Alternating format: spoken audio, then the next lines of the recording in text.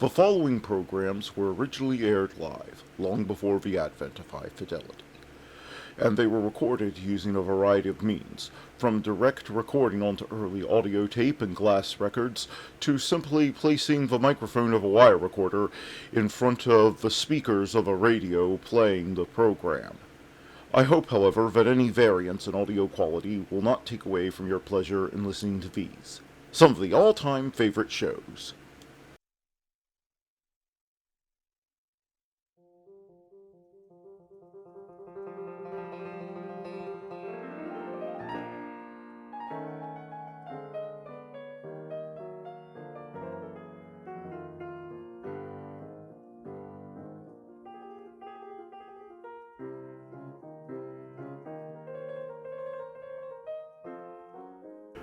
You gotta help me, Matt. You gotta help me. I can't go to jail for eating all the fish in the aquarium. I'm too pretty. Calm down, calm down. Everyone in this country is innocent until proven guilty.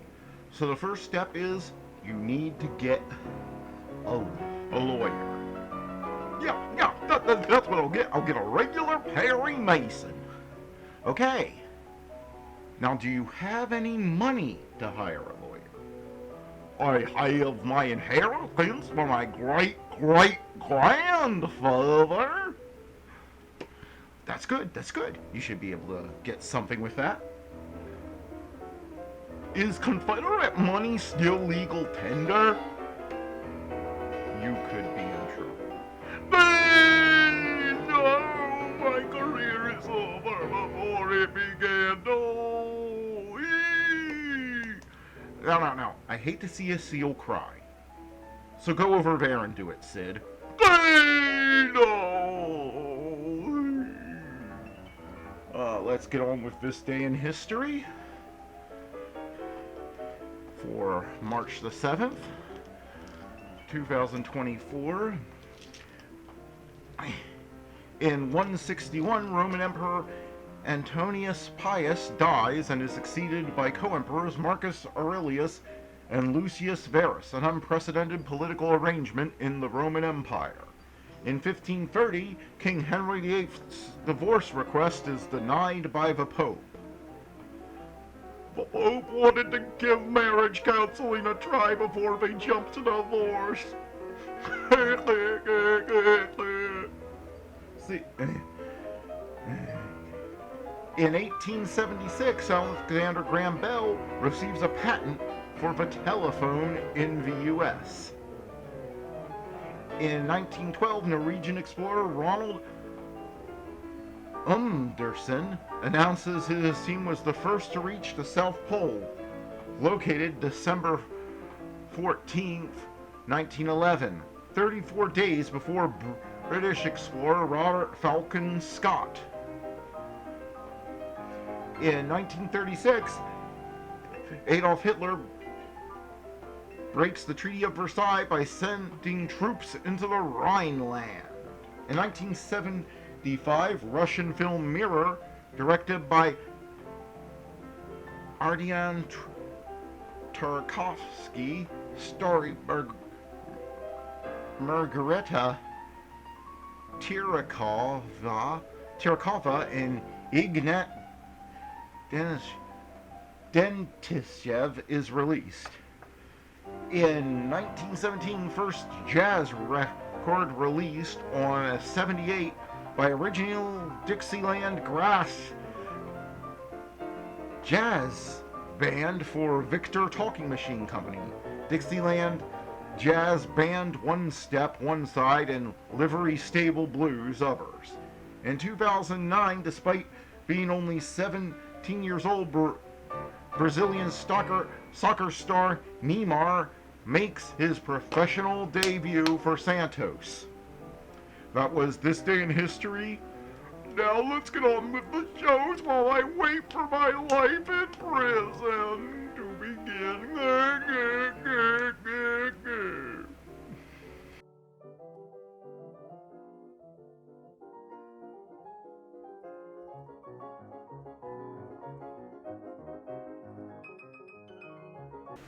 Who's on first?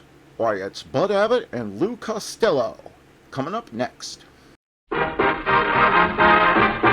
Abbott and Costello program with the music of Carl Hoff and his orchestra, our singing star Amy Arnell, and spotlighting that chunky, chubby little cherub who, when caught putting a pair of asbestos gloves in his Uncle Artie Stebbins' pocket because he heard him say he was going out with an old flame, calmly said, I'm a bad boy!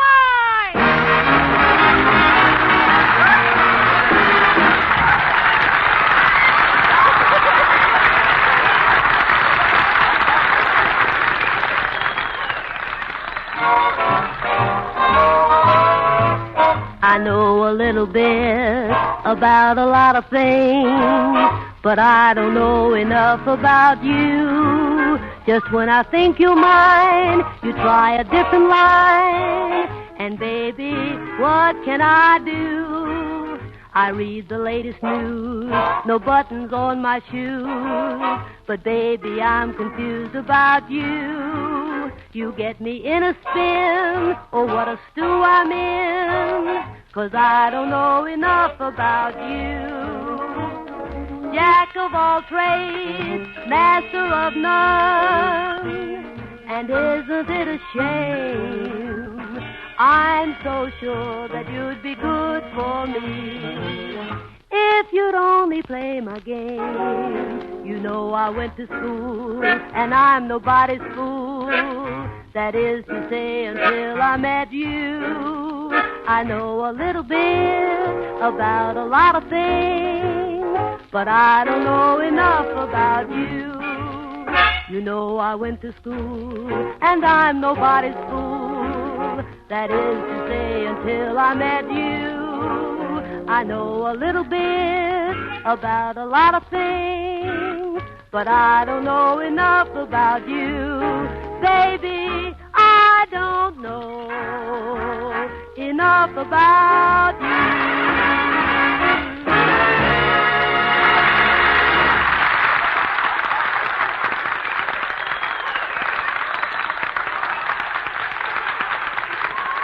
Hey, Costello, where have you been for the past 3 days? You would go out of town when I need you. Do you realize that today is the most important day in my life, Costello? Yeah. I finally bought an engagement ring. You bought an engagement ring? Yes. You did? Yes, Lou, old pal. Doesn't it thrill you? Doesn't it make you happy? Mm-hmm. Well, why don't you say something? Abbott, I don't know what to say. Oh, come on, say anything. I'm so young I'll have to get my parents' consent. Ah, you dummy. I didn't buy the ring for you. Tonight I am proposing to the wealthy widow, Mrs. Carlotta Cranberry. Carlotta? Yes. Ah, a lovely woman. She made her money selling used cars, you know. Oh, I see. A sort of used Carlotta. No. Costello, this is no joking matter. Carlotta is a beautiful girl. Oh, yeah. That's what you said about your first wife, Clementine. No, don't talk about my first wife. Clementine was a good kid. Mm-hmm. When I met her, she was a trapeze artist with a circus. Yeah, she was so bow-legged, when she put her tights on, she looked like a pair of pliers with a Band-Aid. Listen, Costello. Costello, will you listen to me? Clementine was a beautiful woman. Why, she could sway men with her back turned. Yes, way back Clementine, they called her. Costello, what makes you so bitter about marriage? Oh, I don't believe in marriage, Abbott. Marriage is like soup. Marriage is like soup. Yeah, after you get through spooning, it cools off. Trouble with you, Costello. This is your whole trouble, Lou. You don't know what love is. Oh, yes, I did.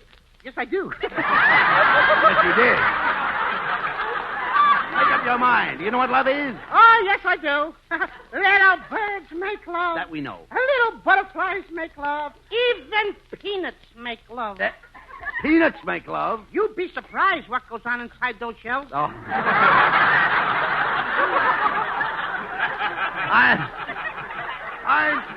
I'm talking about old-fashioned romance. When I was courting my first wife, Clementine, there was a big grandfather's clock in the parlor, and we used to sit and listen to it tick. It said, "Take your time, take your time, take your time, take your time." Yes, Abbott, maybe true, but things are different with modern lovers. What do you mean? Today, when a fellow sits in a parlor with a girl, there's an alarm clock on the mantel that says, "Get together, get together, get together, get together, get together, get together, get together." Well, I'll never forget that Get old together, grandfather's get clock, together. Lou. I'll never forget that old clock. You know, the day I married Clementine, it stopped. Your wife must have looked at it. And Costello. When I married my wife, everybody said it was a perfect match. Match is right. She struck you and you went out like a light. Well, at least I'm not henpecked. Not henpecked? Before you were married, you used to snore. Now you cackle. All right. Never mind my And lay first wife. eggs. Will you stop that? Forget about my And first I wife. help you to Well, do all right, it. ready? Let's not talk about those things and forget about my first wife. Now, this marriage is going to be different. What a lovely girl Carlotta is. Every night I'll sneak into the parlor and catch her in my arms. Yes, then you'll sneak into the bedroom and catch her in your pockets. Hell, I don't want to hear another remark about Carlotta Cranberry. Okay. He's a member of society. Did you ever rub shoulders with the 400? No, but I rubbed hips with the 500. Where was that? At the Palladium. Oh, Costello, I've invited Carlotta here for dinner tonight. She thinks that I'm a big shot, and I want you to act as my butler. Can you buttle? Can I what? Do you know how to buttle? Do I know how to buttle? Yes. I'll split a buttle with you anytime. I want you to serve the dinner. You understand, Louis? I want you to serve the dinner and get out our finest dishes and silver. Have you seen my sugar bowl? Have I seen your what? Have you seen my sugar bowl? No, but she plays a nice game of pool. No. You're going to mess up this. You'll mess up everything. You'll mess up my whole evening for me. Mrs. Cranberry will ask for an hors d'oeuvre, and you'll hand her a demi-tasse. Look who's trying to learn me. Demitasse.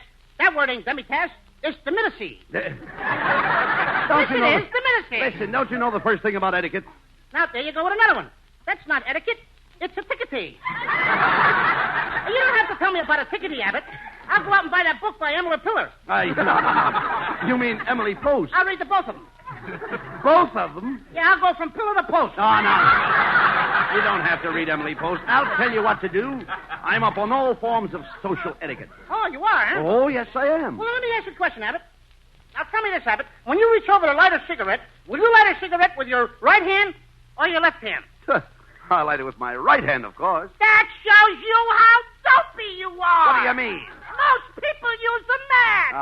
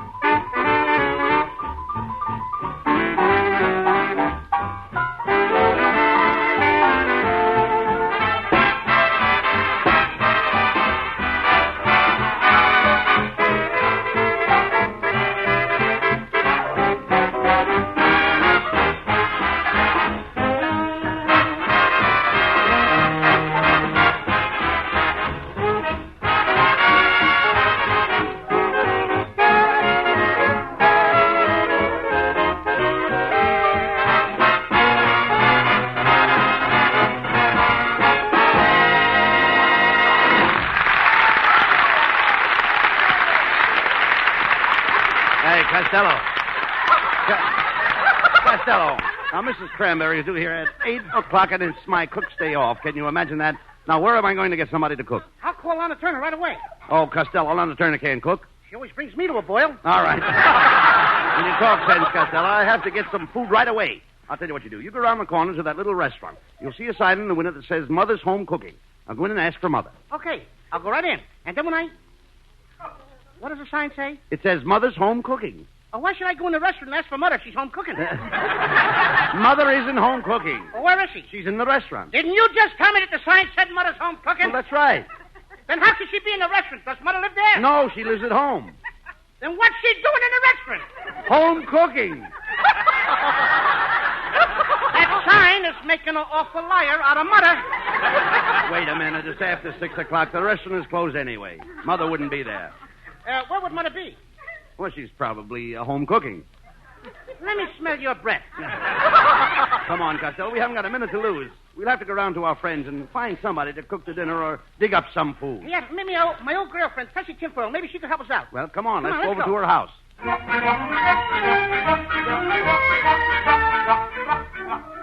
Well, here's Tessie Tinfoil's house. I hope she's home. Go ahead and knock. Men, come in. Hello, Tessie. Oh, hello, Mr. Abbott. And there you are, my fat little lover boy, Louis. Come to me. Let me hold you in my arms. Let me crush you to me. Well, say something, little lover boy. How can I? You got your knee on my chest. Let me up! Oh, Louis, I'll bet you came to take me for a ride along the beach. It'll be so romantic. We'll drive to some out-of-the-way place where you can make love to me. I'm very appealing over candlelight and wine. You wouldn't appeal to me over beer and a flashlight.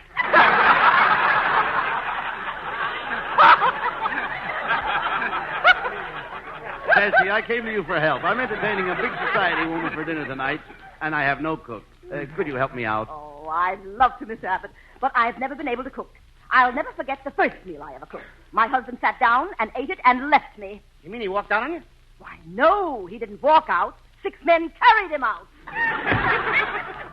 Hey, look, Abbott, maybe Scotty's wife's home, and maybe we can get her to help you. Come on, I'll knock on the door. Go ahead. Oh, what do you want? Wait a minute. What are you doing here? Where's Scotty? Scotty's out of town. He went to San Francisco. San Francisco? Pismo Beach.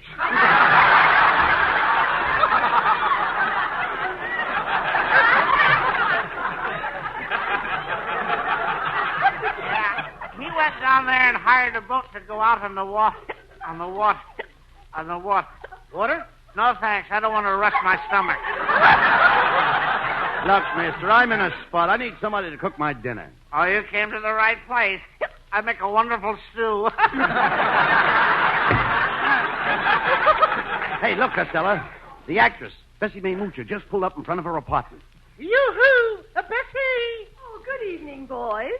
Isn't this a lovely, balmy evening? I love to see the sun set behind the Hollywood Hills. Isn't it too enchanting? Oh, yes, it's just too divine. It is too divine and utterly picturesque.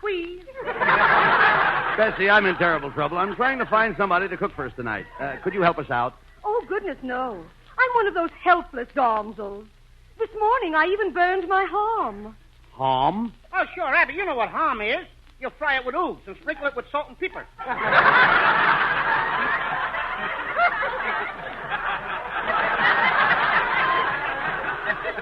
I finally wound up with just a glass of milk and a cruller. Why, you poor loss. You mean you didn't have butter too? But, Bessie, can't you help us out at all? We have to have some food. Well, all I have in the house is some sauerkraut, some raspberry jam, and some Pepsi Cooler. Pepsi Cooler. Oh, Wabbit, Jimmy, she's got a beetle of soda poop pipe. Peep, poop, peep, peep, peep, peep, peep. Well, I must dart in for my evening bath. I hope you have good luck with your dinner. And as they say I in didn't Russian... have with that last joke. Well, as they say in Russian, Penyamaya my bublitsky to you. And a pair of my old britches to you, too.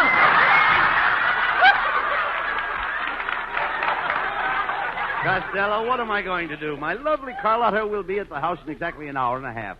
And where am I going to get a cook? Well, Abbott, there's only one place left. Where? I guess we'll have to ask Mrs. Niles. Oh, hello, boys. Gee, Mrs. Niles, this is the first time I ever saw you in slacks. You have a nice shape.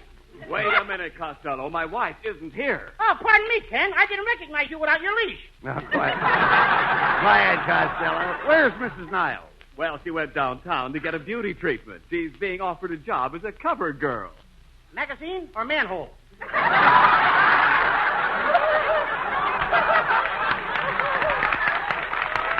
Quiet, Costello, will you please?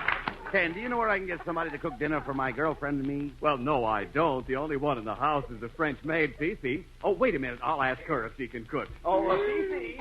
Yes, Monsieur Niles. Hello, Monsieur Abbott and Monsieur Costello. Hello, my little dish of pancakes. Pancakes? Why do you call me your little dish of pancakes? Because you're so nicely stacked.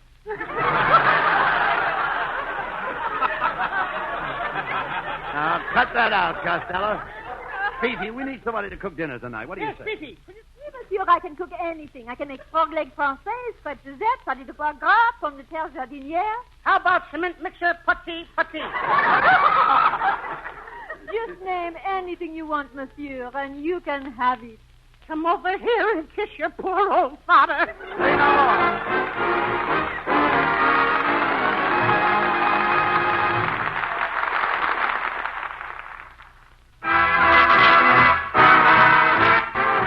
Lovely Amy Arnell sings Coax me a little bit, coax me a little bit, a little bit.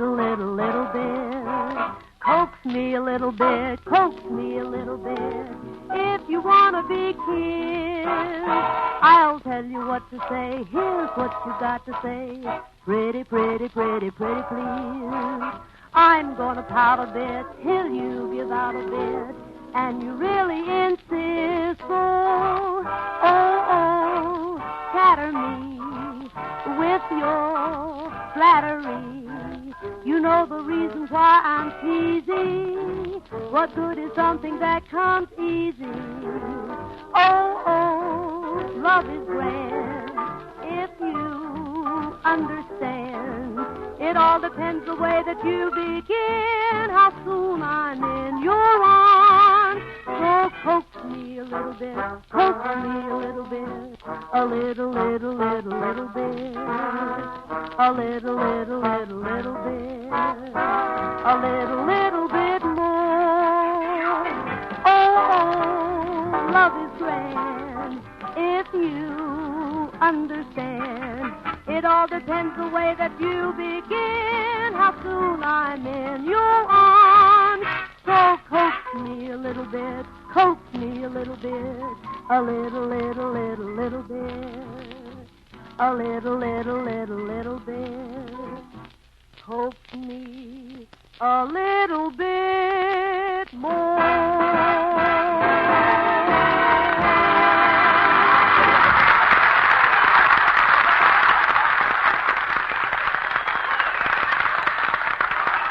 And now, before we hear again from Abbott and Costello, here's music by Carl Hoff and the orchestra.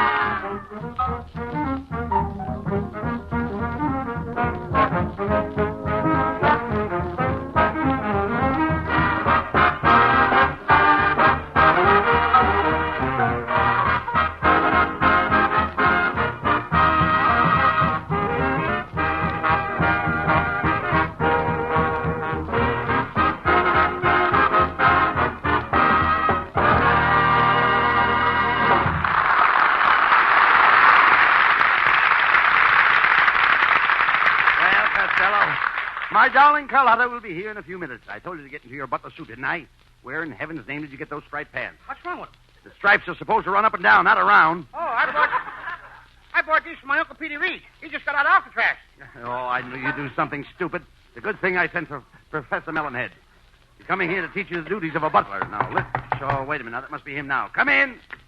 Good evening, Mr. Abbott. Well, Costello, I understand that we only have a few minutes in which I can show you the finer points of catering. Now, let's get busy. Mr. Costello, if you have 1 little ounce of intelligence, I may be able to polish up your skill. One more crack like that, and I'll polish up your skull. Now, Costello, I'll have you know that I, Melonhead, was the greatest butler in the Dutch East Indies. I was known as Herr von Melonhead. Now you're known as Von Herr Melonhead. Get out of that shiny dome. From the back, it looks like an empty car lot. Never mind what it looks like. Costello, we have no time to waste. Now, suppose your dinner is ready. How would you announce it to the guests? I just yelled, the grub is here. Come on and get it. No. Nothing like that. You stand in the doorway, your chest thrown out, your head tilted back, and with your nose pointed at the ceiling, you say, "Dinner is now served." Are you teaching me something, or are you smelling something? I'm not smelling. I'm trying to teach you how to be a butler. Now, how does a butler announce the dinner at your house? We haven't got a butler at our house. No butler? If you have no butler, how in heaven's name do you know when dinner is served? When my mother takes the iron bars off the dining room door. Costello is impossible, Mr. Abbott. Why, he doesn't even look like a butler. Look at me. I have the proper physique. Look at my shape. Look at this leg. What a thigh. What a knee. What a calf. What an ankle. What a heel. Look, Mr. Melonhead, I've got a great idea. Why don't you stay and be my butler tonight? I'm sorry, Mr. Abbott. I couldn't possibly remain under the same roof with this ignorant little nincompoop. Costello, I have a word of advice to you. With your limited intelligence, you better start saving your money. Remember, pennies grow into nickels, nickels into dimes, dimes into quarters, quarters into halves, halves into dollars, dollars into fives, fives into tens, tens into 50, All right. dollars into thousands, thousands into fives. All right. You sound like your mother was frightened by a cash register. Yes, but my mother rang the bell. Good night.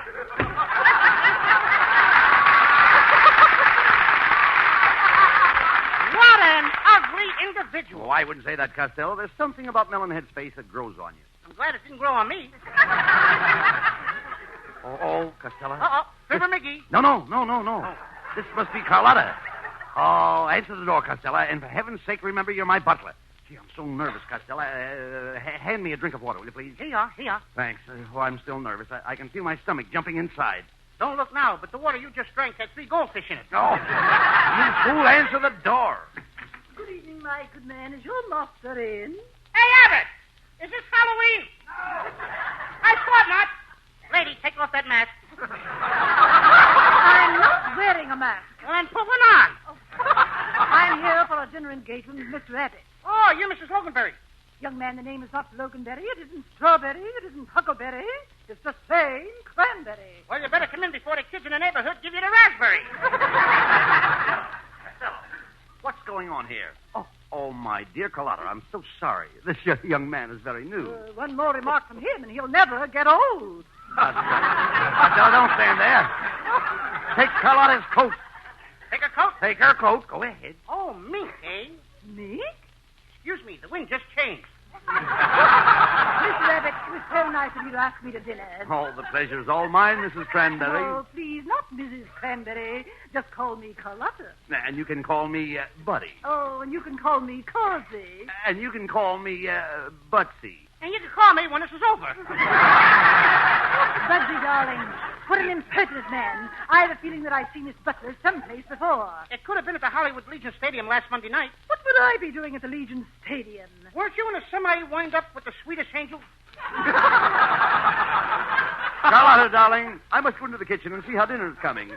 Costello, show Mrs. Cranberry into the garden. Okay.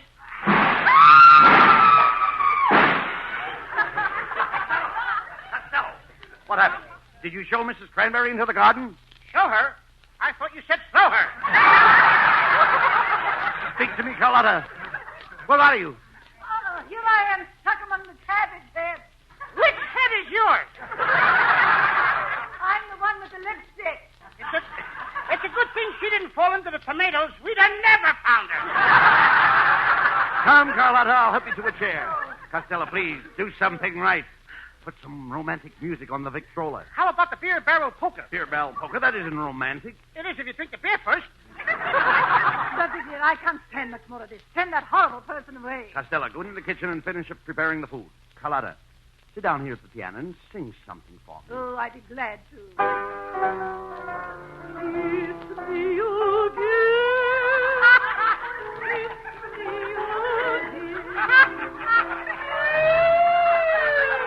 Hey, Abbott, kiss that dame before she ruins the dinner. What does she think she is, Vaughn Monroe? Young man, what's wrong with my singing? You just soured 3 quarts of cream. Get out there in the kitchen and finish your cooking. Oh, Carlotta, I have a question I want to ask you. What in the world was that? Costello, what was that? I have a cannon in the kitchen. A cannon? What for? I'm shelling the peas.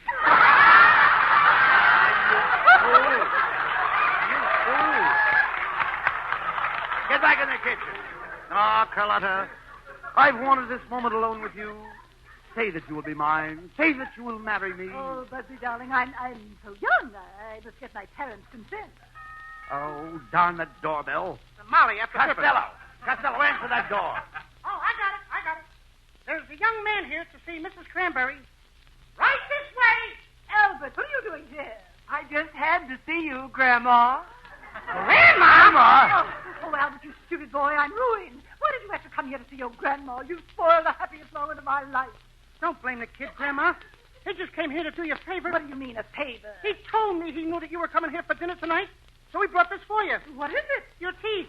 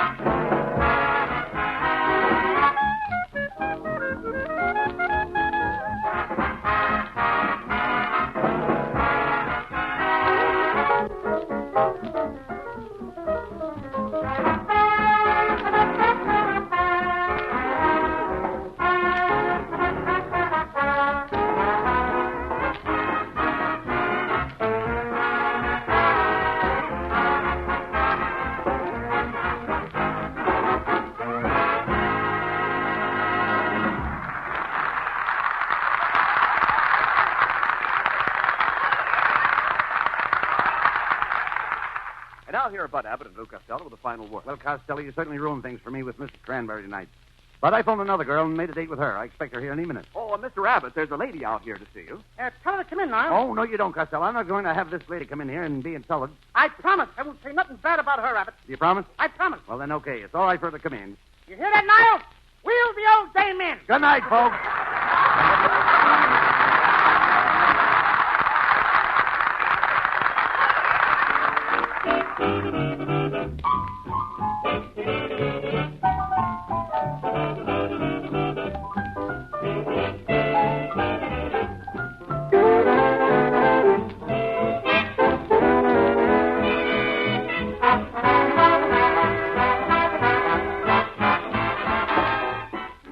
This is the Armed Forces Radio Service, the voice of information and education.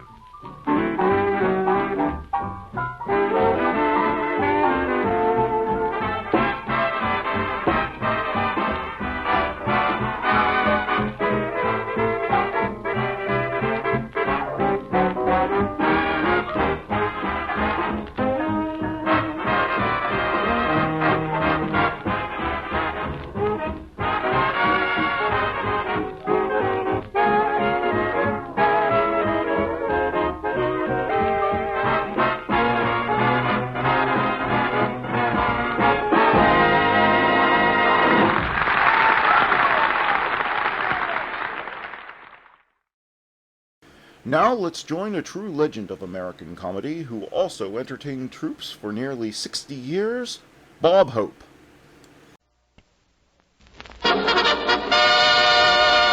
Tonight from the campus of the University of Arizona at Tucson, we bring you Bob Hope and his special guest, Sonny Tufts.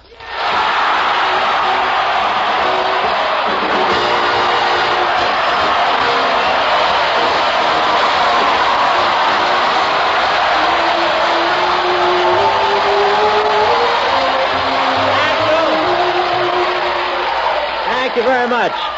Thank you. I hope the basketball team hears that, too. How do you do, ladies and gentlemen?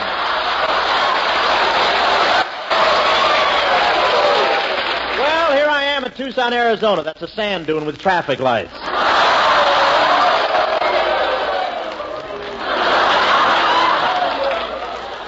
I'm just kidding. I got my laugh. It's a lovely city. And everybody here dresses like cowboys, and it's pretty confusing, too. You don't dare take a chance on whistling at a pair of high heels until they get close enough to smell the perfume. I know. I spent all last night doing the rumba with a foreman from the Double R.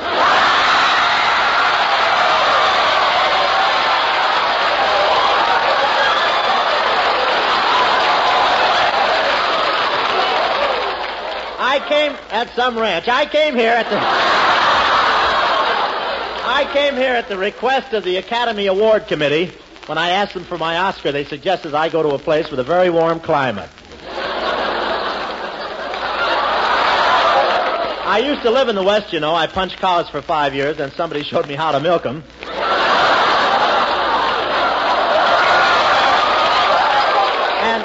In the winter, the people here in Tucson make their living off the tourists, and in the summer they rope cattle. But what a wonderful, healthy climate here. This morning I passed a skeleton lying in the desert, and it was winking at another skeleton. But Skinny Ennis already had a date.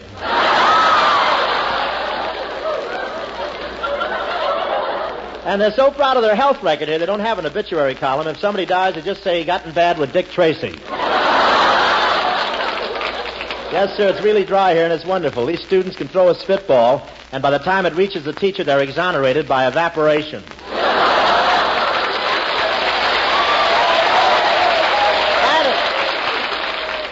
And it's very hot in the daytime here and cool at night. It's wonderful. It's the only place in the world where you can get pneumonia that peels.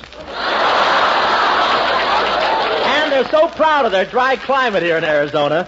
I looked up at the stars last night and heard the Little Dipper say to the Big Dipper, "Careful, we're right over Tucson."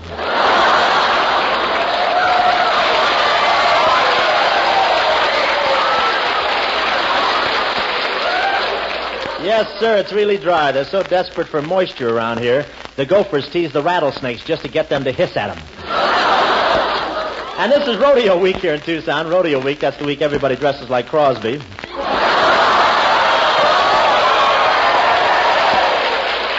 I saw one freshman trying to look Western, strutted around with his cheek puffed out, spitting tobacco juice all over the place. In fact, he spit so much he almost went broke buying Hershey bars. And you see all the girls walking around town in chaps. Chaps, that's a Western expression meaning what a silly place to run out of leather.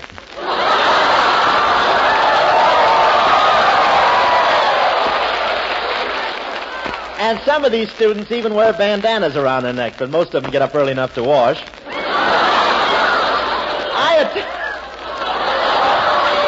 I attended the rodeo here last year. They knew I was a champion rider, and they did everything to make it tough. In fact, just as I was getting on the horse, some wise guy stole the ladder right out from under me. I did pretty well, though. I stayed on a wild bull for 15 minutes, then they let him out of the pen. What a steer. He came out so fast, he'd thrown me 3 times before his hide caught up with us. The steer took one leap, and the next thing I knew, a pilot tapped me on the shoulder and said, "Look, Bub, as long as you're going to be there first, you take the mail."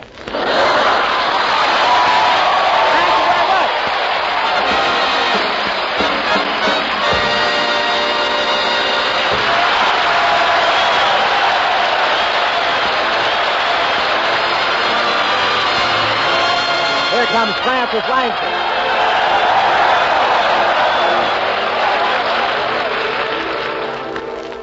I can't begin to tell you how much you mean to me.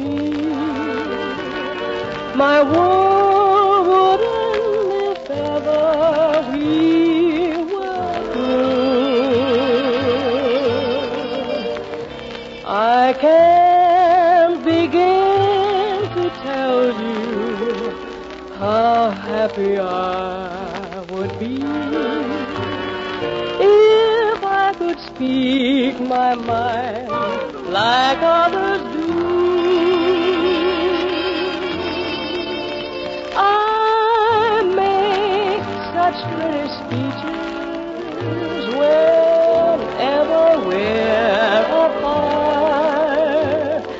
but when you're near, the words I choose refuse to leave my heart. So take the sweetest phrases the world has ever known and make believe I've said them all to you. I make such pretty speeches whenever we're apart, but when you're near, the words I choose refuse to leave my heart. So take the sweetest phrases the world has ever known and make believe I've said them all to you.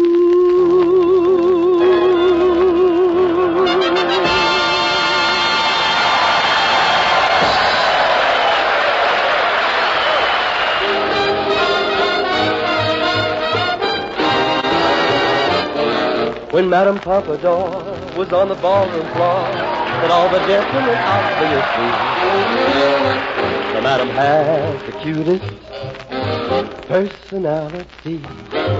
And think of all the books about Du Barry's looks, or was it made of the toast of Paris? She had a well-developed personality. And what did Romeo see in Juliet? Or Pierrot in Pierrette, or Jupiter in Juno, you know. And when Salome danced and had the boys entranced, no doubt it must have been easy to see that she knew how to use her personality.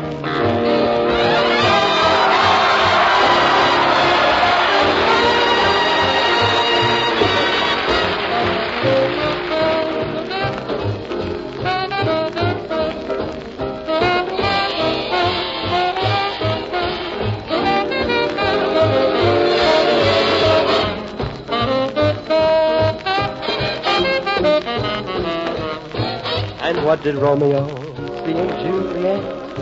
Or Pierrot in Pierrette? Or Jupiter in Juno? You know. And when Salome danced and had the boys entranced, no doubt it must have been easy to see that she knew how to use her personality.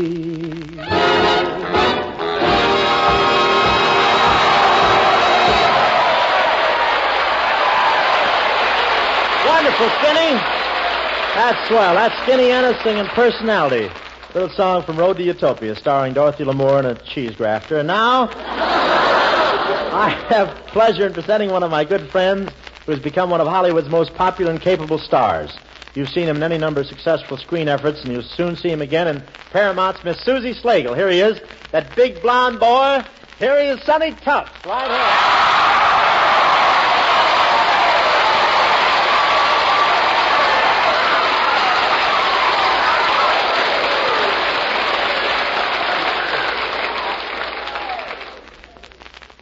Oh. Thanks, Bob, and thank you, student. Yes.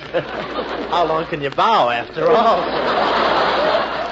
Look at this guy, will you? Tell me, are you really that wide, or is your tailor still working in that coat there, huh? Look at those those shoulders. Sonny, how do you like it up here in Tucson? Fine, Bob, but this is quite a long trip for you, isn't it? No, not much longer than usual. You know I'm always pretty close to the border. Yeah, and if I were you, I'd see a psychiatrist about it.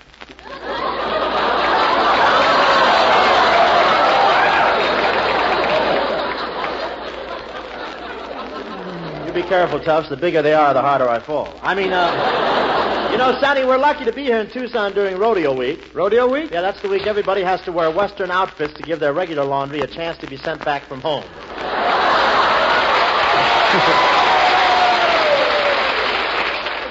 But I guess being here in the wild, woolly West is a little strange for you, Sonny. I hear you come from Boston society. That's right, Bob. My family dates way back to the Mayflower. Pilgrims or donuts? No, Bob. My family really did come over on the Mayflower. That's a coincidence. So did mine. How come they never met? Well, mine rode in the upper part of the boat.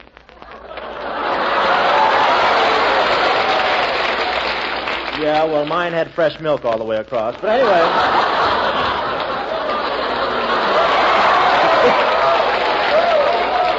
And they just slashed off a steak every once in a while. Being from Boston boy, I suppose you're an intelligentsia? Me? An intelligentsia?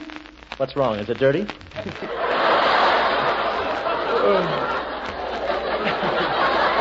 Charlie passed it. Say, you're a Harvard man, aren't you, Sonny? No, Bob. You see, Harvard was too close to my home in Boston, so I went to Yale. See, I want to be like the other kids. What do you mean? Well, I want to be able to write home for money.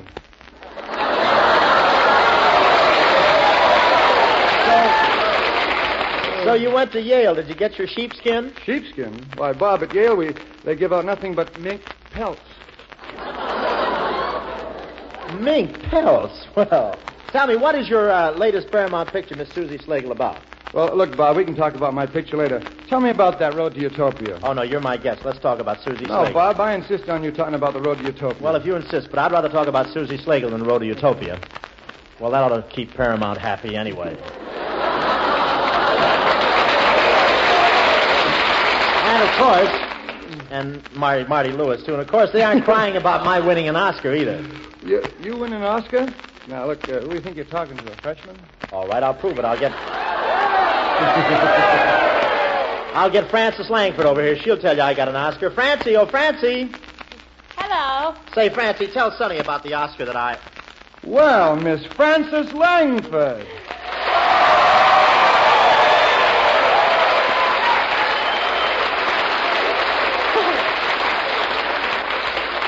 Well, Mr. Sonny Tufts. Oh, you can call me Tufsy Wufsy. And you can call me Francie Wancy. You know, you can get that way from listening to Onesie Tuesday. Francis, did Bob really get an Oscar? Well, with a stretch of the imagination, you could call it that. Actually, it was a miniature one, about the size of a thimble. Oh, then it wasn't a real Oscar. What do you mean? It was the one Crosby got last year, worn down from the polishing.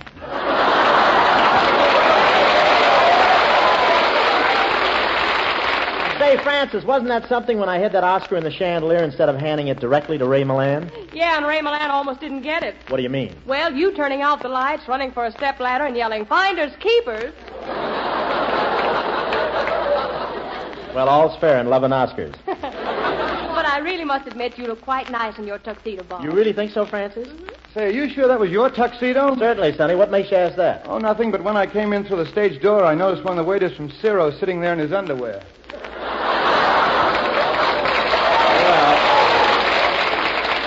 Well, we're even now. That's the way they leave me after I pay my check. Well, I'll see you men later. I've got a date with one of the boys in the college band. Oh, really? Yes. Don't go near Sabina Canyon.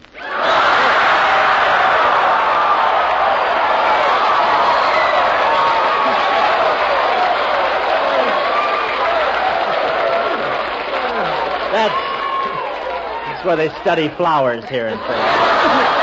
Say, Sonny, while you were in college, you organized a college band, didn't you? That's right, Bob. Gee, I'd have loved to have played in a college band. Well, you should have, Bob. You've been great. You really think so? Why, sure. You're a natural for any of the wind instruments. I guess they call you Sonny because you're so bright, huh? So you had an orchestra while you were at Yale. Oh, yes. We were very ritzy. For our violin strings, we used nothing but pedigreed Siamese. Oh, those ritzy cats. I played drums. So you were a drummer. Say, where'd you get the skin for your drums? Where does anybody get skin? I waited around until I got through hazing a freshman. Man, did I hear somebody talking about bands? Oh, Sonny, I want you to meet Skinny Ennis. And Skinny, this is Sonny Tufts. Well, there they are, folks, before and after.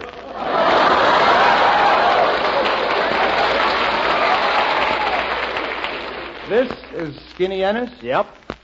Where do you wind him up? Wait a minute. You guys have a lot in common. You both had bands when you were in college. Well, how about that? What school, partner? Yale. I'm a Yankee. What'd he say? Yankee. Man, down south, a word like that would never get on the radio. Can I lead your band for just one number, Skinny?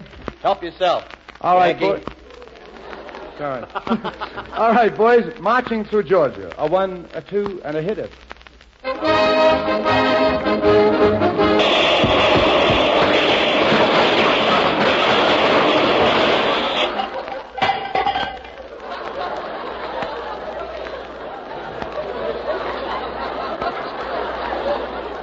Was that Marching Through Georgia?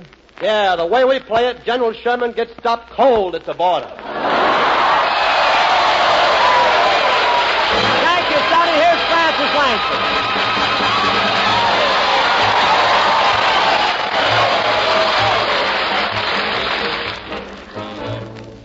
You came, I was alone.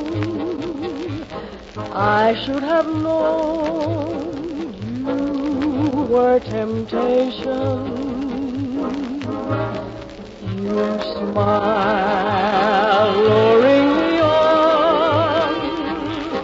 My heart was gone. You were temptation. It would be thrilling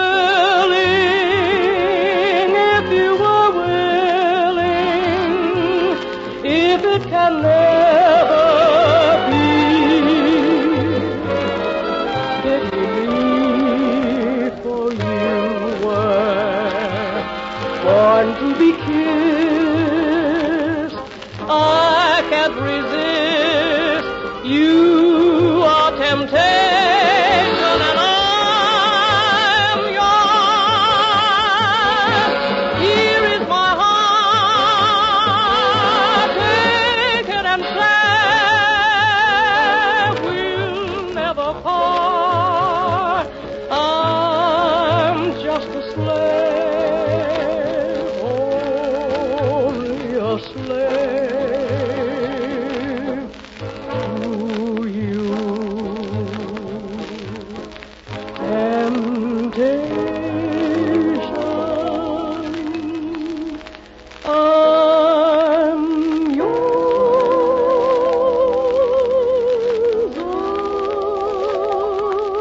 alone.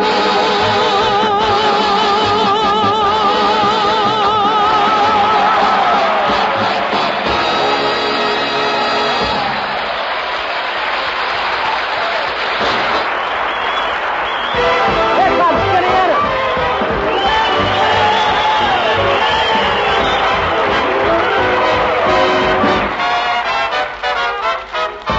Candy, I call my sugar candy because I'm sweet on candy and candy's sweet on me.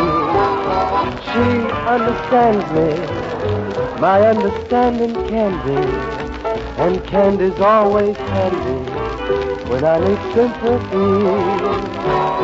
Oh, I wish that there were more of her so I could love much more of her.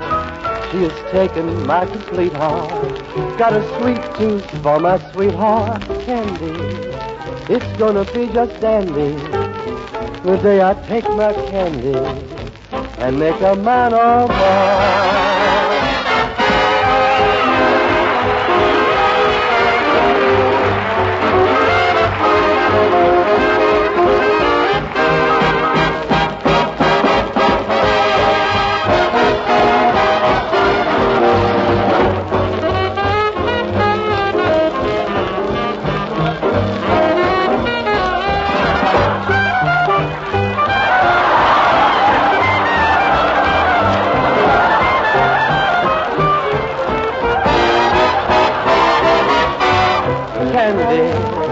gonna be just dandy the day I take my candy and make her mine, oh mine.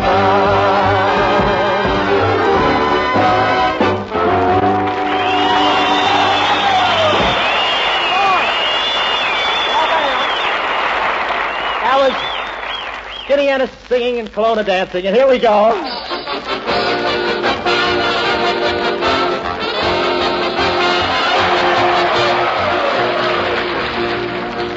In honor of our guest, Sonny Tufts, we now present our own version of Miss Susie Slagle, entitled Young Dr. Tufts Starts at the Bottom, or It Happened in the Old Main Basement.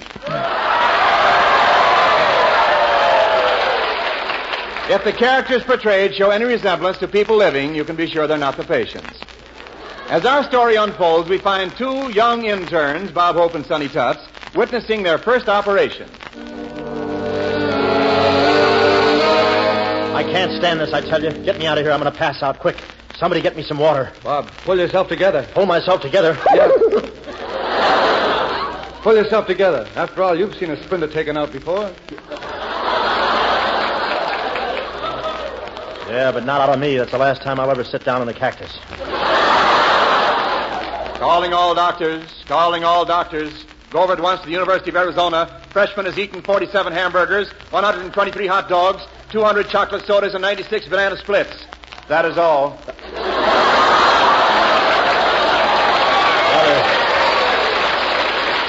Brother, that's enough. Come on, Sonny, let's hop in this ambulance and get over to the university. Yeah, we gotta hurry. Do you have a siren in the car? Yeah, and we can pick one up for you when we get to the college. Let's go.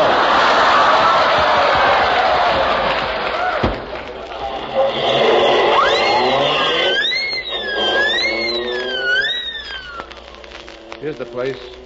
The basement of Old Main. Yes, sir. Watch out, Bob. You're going to hit that cowboy standing in the middle of the street. It's too late now. Boy, those Tucson cowboys are sure bow-legged, aren't they?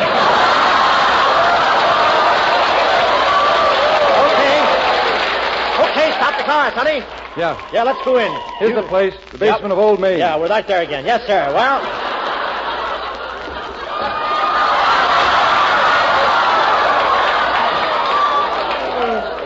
went around the building. Well, let's go in. You grab one end of the stretcher, and I'll grab the other. Okay. Now let's try it lengthwise. Here's the crowd over here. One side. Where's the patient? Doctor, here's the emergency case. It's Skinny Ennis, a freshman. He just ate 47 hamburgers. He ate 47 hamburgers? How much was the check? I don't know. He ate that, too. Oh, I'm sick. What's the idea of tackling all that beef? Don't you know the rodeo is next week? Gee, Bob, but I ate 47 hamburgers. 47 hamburgers? Weren't you a bit wild? I guess so. But how often do you find a co-ed with money?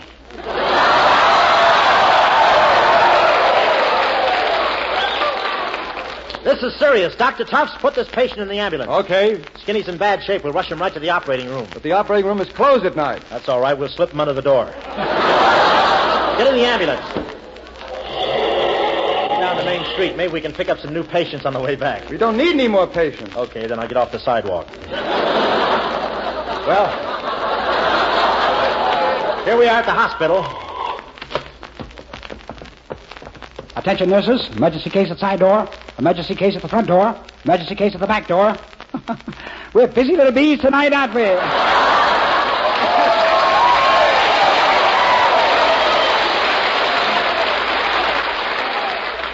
Kelowna, you're in charge here? That's right, Hope J. Penicillin Kelowna. MD, PhD, LLD, and DDT. And DDT? Did I hear you say DDT? Tut, my boy. Don't look so frightened. We only use it on the smaller type of insect. Here's the patient, Dr. Kelowna. Hiya, Doc. Dad, didn't see the steamroller, eh? Well, I'll live, Doc. One thing at a time, my boy. I haven't decided if you're alive yet. Here comes my nurse. Hello. Hubba, hubba. He's alive. Kelowna, will surgery be necessary? Yes, I'm afraid we'll have to operate on him for gallstones. Kelowna, every time a patient comes in here, you operate on him for gallstones. Why is that? I'm building a new home.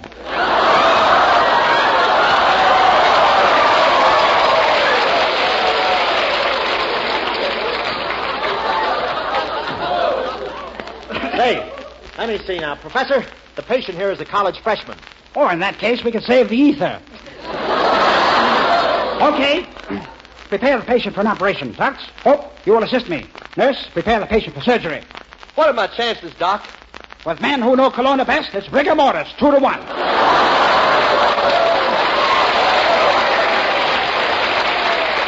Kelowna, look. Dr. Kelowna, what makes you so headstrong? Oh, send it to gym. Gym class every day. I send it to gym class every day. You said it all. Send it to gym class. Yeah, well, we got that part, yeah. Nice time for your voice to change. It's okay. What's your system? See. See?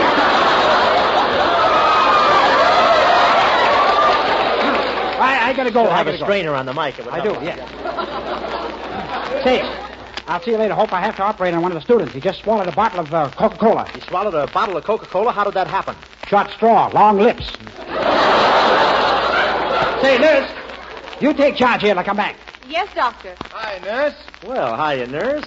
Well, well, Blondie and Deadwood.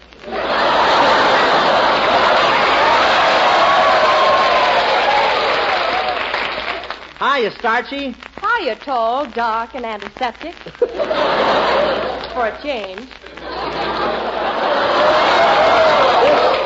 This hospital has got an antiseptic smell, hasn't it? Yes, but you're gaining on it.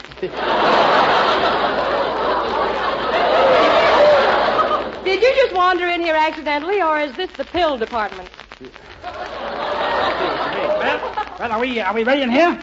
Yeah, nurse, I told you to prepare this man for surgery. I did, Doctor. I just took his blood count. Fine, nurse. How many red blood corpuscles? None. How many white corpuscles? None? Yeah, we better keep it quiet. He's got the only vacancy in the city of Tucson.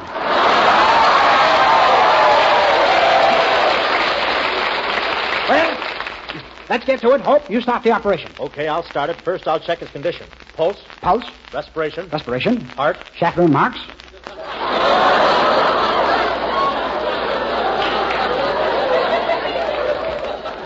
Say, Kelowna, you drive me to a frenzy.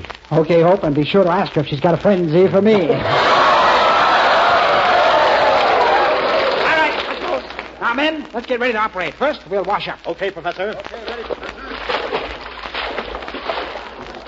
Okay, Hope, now give me the rag and I'll soap your back. Well, let's get started. Hand me my saw. Kelowna, you've sawed the patient in half. Silly me, thought I was back in vaudeville. And now for the incision. Ready, Tufts?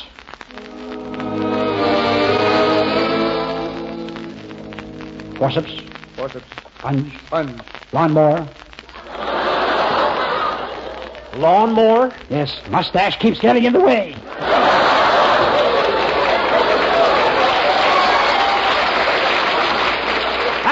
There we are. There we are. There. Have you made the incision, Kelowna? Yes, Hope. Gad, I see what's wrong with him. He has a bad case of heartburn. A bad case of heartburn. Is there anything I can do, Kelowna? Yes, Hope, you hold him down. I'll run for the marshmallows. Kelowna, do you think you can save Skinny? Yes, but, men, this is a very difficult and delicate operation. We've all got to work together on it. Are you ready? Yes, we're ready. Okay, let's go. Oh, get in there and fight. All right, here we go. It's a very delicate operation.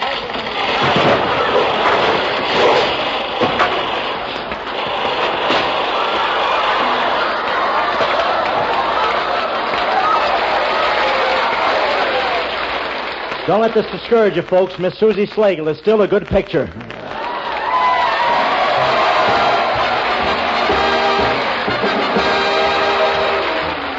All thanks for the memory of Arizona you and Tucson City too.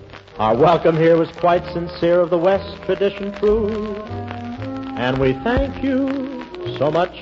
I want to thank everybody here connected to the University of Arizona for a fine day. This is the Armed Forces Radio Service.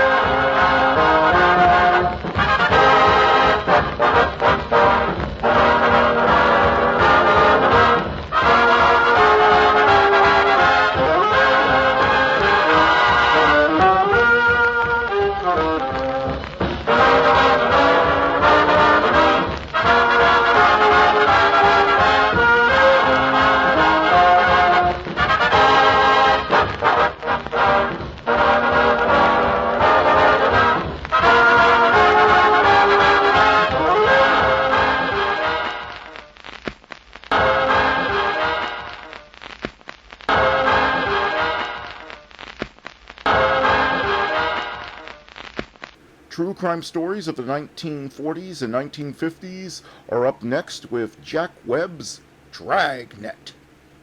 The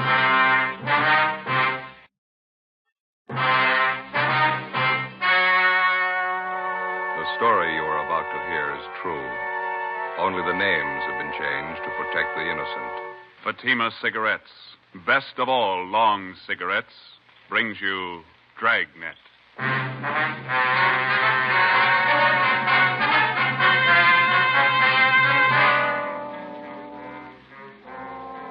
You're a detective sergeant.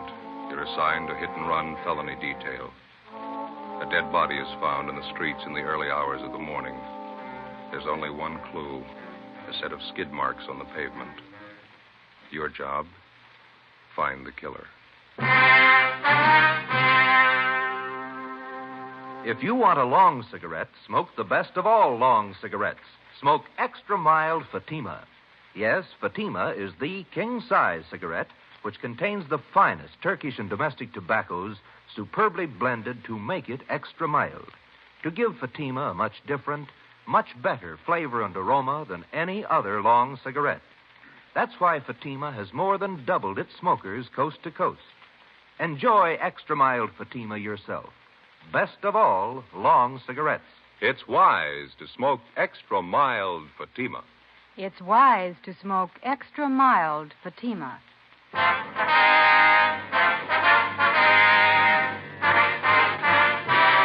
Dragnet, the documented drama of an actual crime. For the next 30 minutes, in cooperation with the Los Angeles Police Department, you will travel step by step on the side of the law through an actual case transcribed from official police files.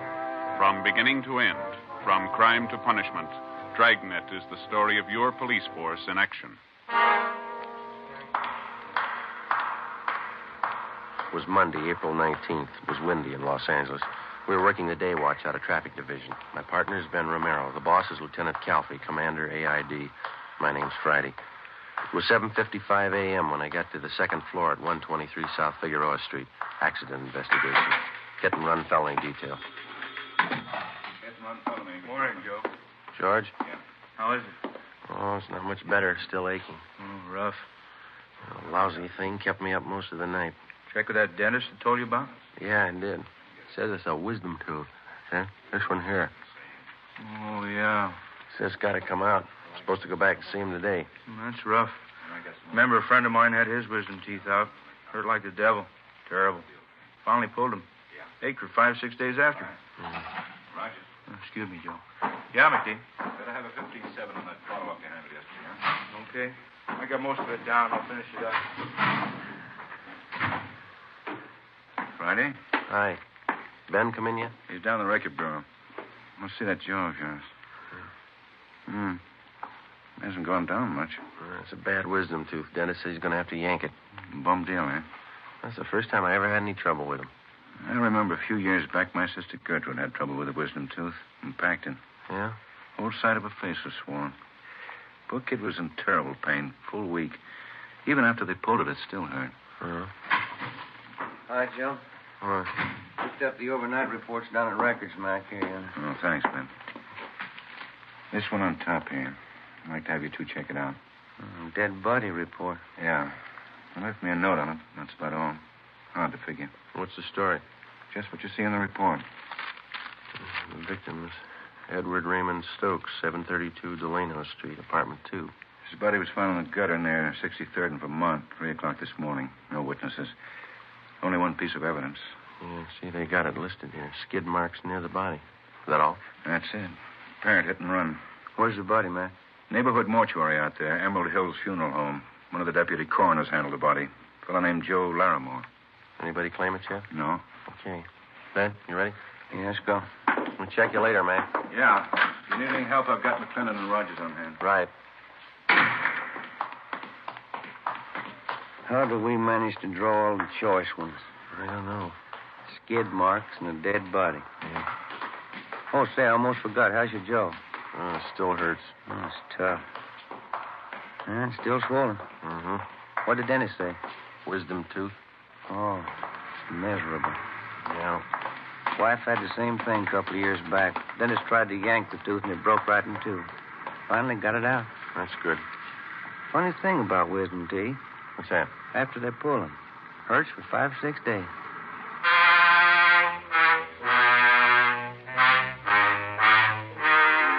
"8:33 a.m. Ben and I drove out to 63rd in Vermont and rechecked the spot where the dead body of Edward Stokes had been found. According to the report, the body was found 2 feet west of the easterly curb and 32 north of 63rd Street on Vermont. We examined the skid marks. They showed definite signs of being a lot older than 24 hours. The consistency of the rubber was weak, and there were heavy dirt smudges over them, indicating more wear than they could have possibly had since the estimated time of the victim's death. We got back in the car and drove to the Emerald Hills Funeral Home at Vernon and Denver Avenue. Sure is rotten weather for April, huh? Yeah. These funeral homes, you ever notice it? What's that? Why do they always put awnings over the windows? They never open a drape. I don't know. Come on.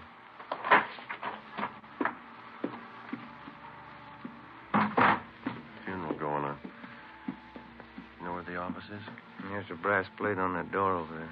Let's have a look. Yes, sir. Here's somebody, Jim.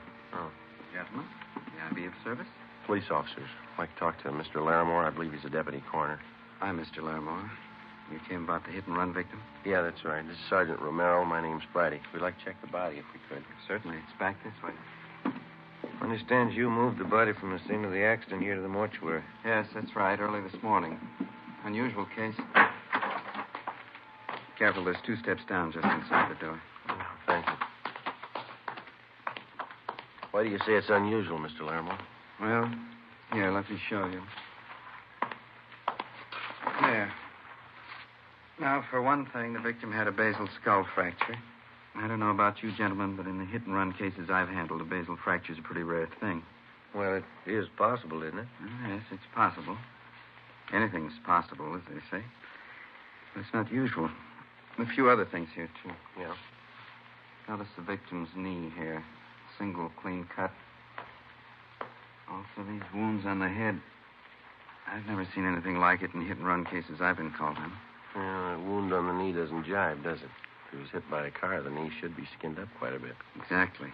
Well, you know how it usually is. The automobile hits the victim. There's always signs that the body was either dragged or thrown. Shredding of clothing, skinned knees, legs, elbows. No sign of that here. You don't think the victim could have been killed by hit-and-run cars, eh? No, I don't say that. It's possible that it might have been a car, but, well, let's say it's not very probable. Has anybody at all inquired about the body, Mr. Larimore? No one, no. That's funny. Oh, Mr. Larimore, may I see you a minute, please? All right, Tom. Excuse me a moment? Yeah, sure.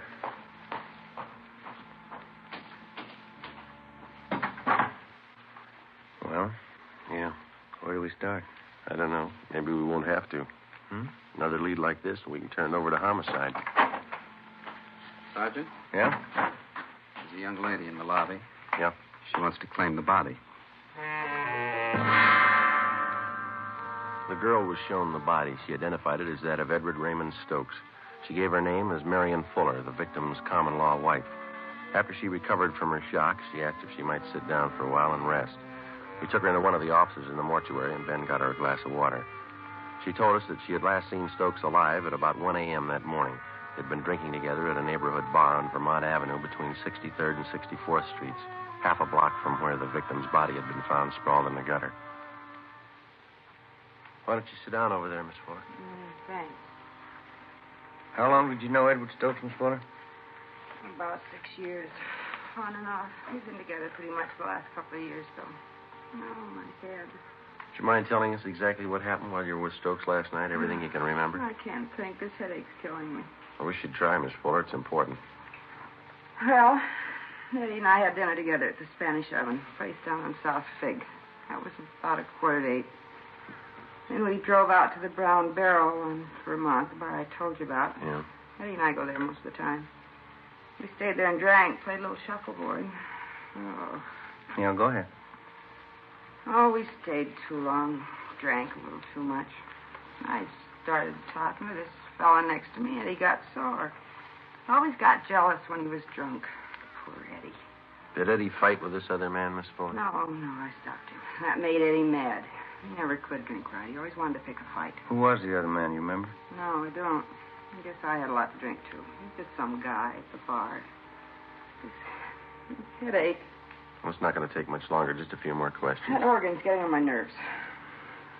What happened after you broke up the argument between Stokes and the other man? Oh, nothing. We stayed in the bar. Eddie played shuffleboard most of the time. I was one of the booths drinking. Yeah. Around 1 o'clock, I started feeling sick, so I went outside and sat in the car. I guess I passed out there. In your car? No. I guess it belonged to one of the fellows in the bar. I passed out, and that's all I can remember. Did you sleep in the car all night? No. I guess whoever owned it drove me home. Well, how'd they know where you lived? Must have been one of her friends. I don't know. I don't remember anything till this morning.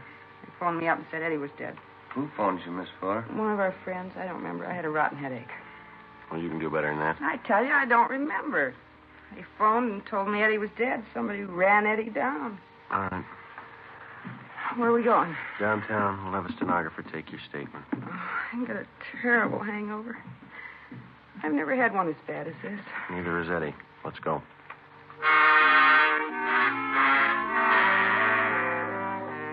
On the way back to the office, Ben stopped at a drugstore, and I picked up a box of aspirin. The wisdom tooth was giving me trouble again. The clerk at the soda fountain fixed something for Marion Fuller's hangover. When we got her back to the office, we questioned her for more than an hour, but she gave us only one additional piece of information.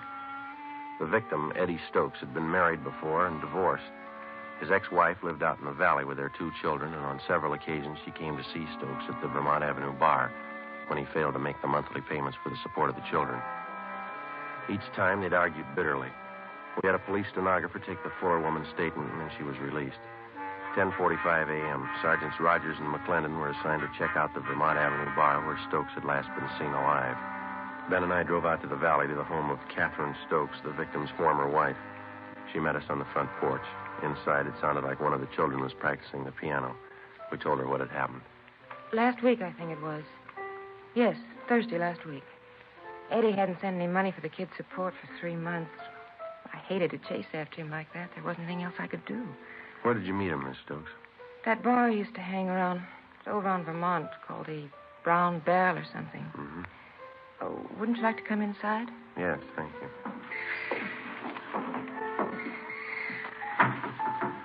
Do you happen to know anybody by the name of Marion Fuller? Yes, Eddie mentioned her. It was a man seeing a woman like that. Do you know anything about her at all? No. Whenever I saw Eddie, he'd mention he was running around with her. I guess he wanted to make me jealous. Was your husband a pretty heavy drinker? Yes, he was. So I got the divorce. Eddie was such a fine boy when we got married. Good home. You didn't know any of the people he'd been running around with lately?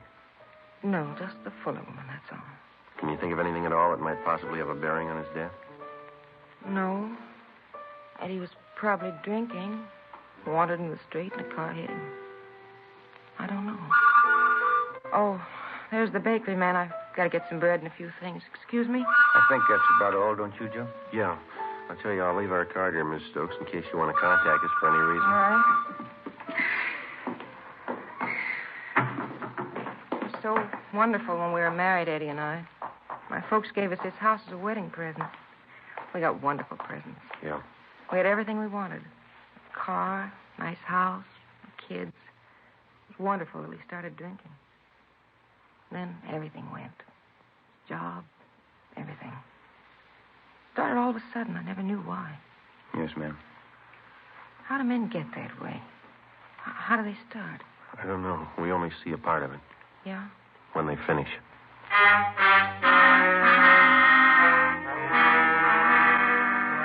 12 noon, Ben and I drove back into town to Vermont and 63rd Street for a meet with Sergeants Rogers and McClendon.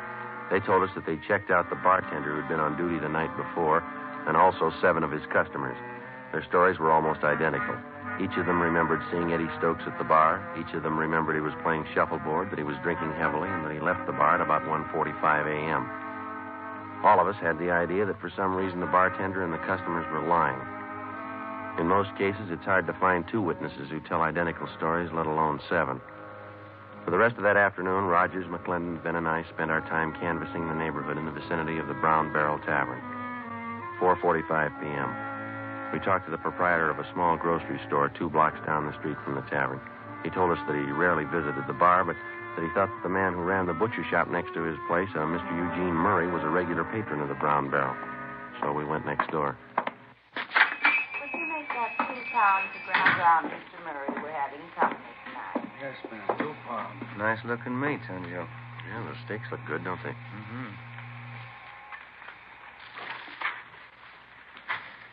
2 pounds. All right.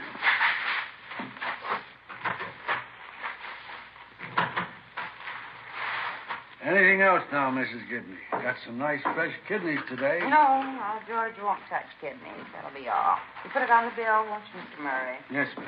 Thank you. You're welcome. Yes, sir, gentlemen. Can I help you? Police officers, Mr. Murray. I'd like to ask you a few questions. Oh, sure. Glad to help out if I can.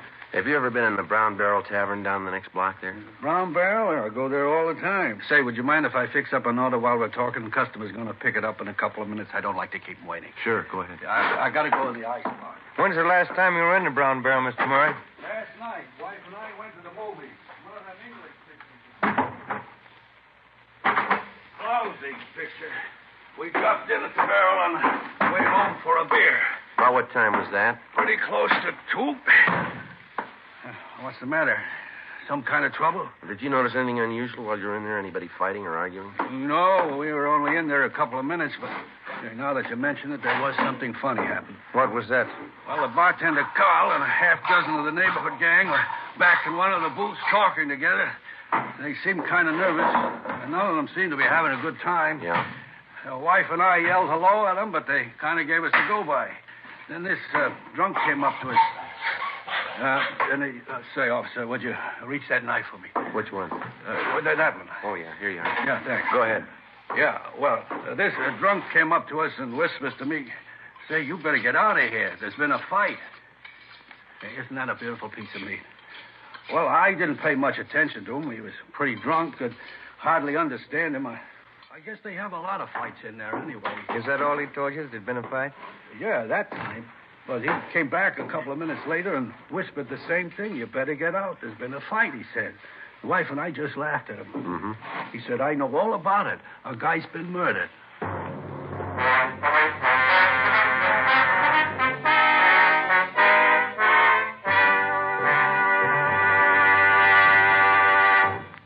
You are listening to Dragnet, the case history of a police investigation presented in the public interest by Fatima Cigarettes. Fatima, the long cigarette that has more than doubled its smokers coast to coast. And there's a very good reason for this amazing increase. Men and women everywhere are finding out it's wise to smoke extra mild Fatima. I agree, says Dick Highland, sports columnist. I agree, says Shirley Gelman, registered nurse. I agree, says Frank Fenton, author. I agree, says Nancy Appel, news writer. Yes, all agree it's wise to smoke extra mild Fatima. So, enjoy extra mild Fatima yourself. The king-size cigarette which contains the finest Turkish and domestic tobaccos superbly blended to make it extra mild. You will prefer Fatima's much different, much better flavor and aroma. You will agree. It's wise to smoke extra mild Fatima. It's wise to smoke extra mild Fatima. Best of all, long cigarettes.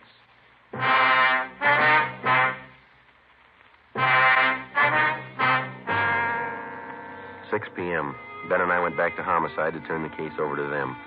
They asked us to handle the investigation for another day because they were short of men at the moment and because there was still a big doubt as to whether or not Eddie Stokes had really been murdered. Actually, the only solid lead we had was the second-hand testimony of a drunken witness, that and the deputy coroner's doubts that Stokes was actually the victim of a hit-and-run. Mr. Murray, the butcher, didn't know the name of the man who told him that there'd been a murder, and he could give us only a meager description. We brought Marion Fuller back in and re-questioned her. She stuck to her story. She didn't remember anything. She was released again. It looked like we were in for a long night. We went across the street for a bowl of soup and a sandwich, and when we got back, Ben called his wife and told her he'd be working late. I called my mother. Working late again? Oh, Joseph. How's your tooth feeling? Well, it's a little better, Ma. It's still pretty tender. I'm going to go to the dentist tomorrow. Yes, you've got to have that attended to right away. Bad teeth can poison your whole system. You be sure and that dentist. Is he a good one? Yeah, he's okay. One of the fellas down there told me about him. I'll see you a little later, huh? Don't wait up. Yes. And you don't work too late, Joseph. You need your rest. Yeah, okay, Ma. Goodbye. All right, Joseph. Goodbye. Joe. Yeah. Just talked to that butcher's wife on the phone, Miss Murray. What'd she have to say? Asked her the same questions we asked Murray. She couldn't add much. Same story. You got something for you? Yeah, Matt? Rogers and McClendon just called in. They're still out at that bar. Yeah? Finally got somebody to talk a little. What'd they get? The bar boy out there. He says there was a fight happened about 1:30. Doesn't remember who was fighting. Not much help. Bar boy's name is Milner. He told Rogers he went outside about 20 minutes to 2 to put the garbage out. He saw the Fuller woman asleep in that car. You get the license number? No. Said there was a ticket on the windshield. Ben and I checked with the sergeant of the watch at 77th Street Division. He told us Unit 111 was assigned to the area where the brown barrel was located. In checking their worksheet, we found that Unit 111 had issued a hang-on citation the night before to a car parked near 6330 and 1/2 Vermont Avenue, the address of the Brown Barrel Tavern. We checked the license number through DMV and found that the car was registered to a William R. Huddy, 14 Naylor Street. We drove out to the Naylor Street address and talked to Huddy's wife. She told us he was playing in a shuffleboard tournament that night at a bar down on South Olive Street. 8:55 p.m. We checked in at the bar. Bartender. Oh, yes, sir. What'll it be? Do you know if there's a William Huddy in here? He's supposed to be playing a shuffleboard game here tonight. Oh. Yeah, I know him. He's with the Highland Park team. Yeah, let me see. Yeah, that's him up now, out on the blue shirt. Thank you. Come on, Ben. That's it, Bill. Good weight.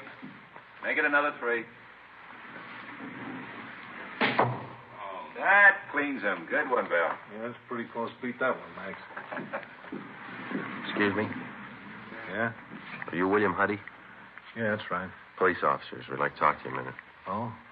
What about? I'd like to ask you a few questions. You step over here a minute. Yeah, all right. Were you at the Brown Barrel Tavern out on Vermont last night? Yeah, I was. Why, what's the matter? You know Marion Fuller? Yeah, she hangs around the place. She goes with a guy named Eddie. Did you drive her home last night? Yeah, as a matter of fact, I did. She passed out in my car. She's a nice kid, but she drinks a lot. I drove her home. Do you mind telling us what happened at the bar last night when you were there? Well, I come in about 9 o'clock, and I start playing shuffleboard with a couple of guys. This guy, Eddie Stokes, is one of them. Yeah? We got in a beef with a guy at the bar over Marion. It's nothing big, though. The guy left after a while. Mm-hmm. Go ahead. That's about all. I left the place around 1:30, and this Eddie was beefing with some merchant seaman about that time. Was the Fuller girl still at the bar at that time? No, when I went outside, I saw her sleeping in my car, so I drove her home. I left her off and then come back to the bar. That's when they told me. Told you what? Well, they said Eddie had a fight with this merchant seaman. They said it'd be better if we kept it quiet. Who told you that? Call the bartender. And I got the real story from one of the fellas I was playing shuffleboard with, Leo McCarty. What did he tell you? Well, he said that when Eddie Stokes left, the merchant seaman followed him out. He said he chased Eddie. McCarty went out about 5 minutes later. Yeah?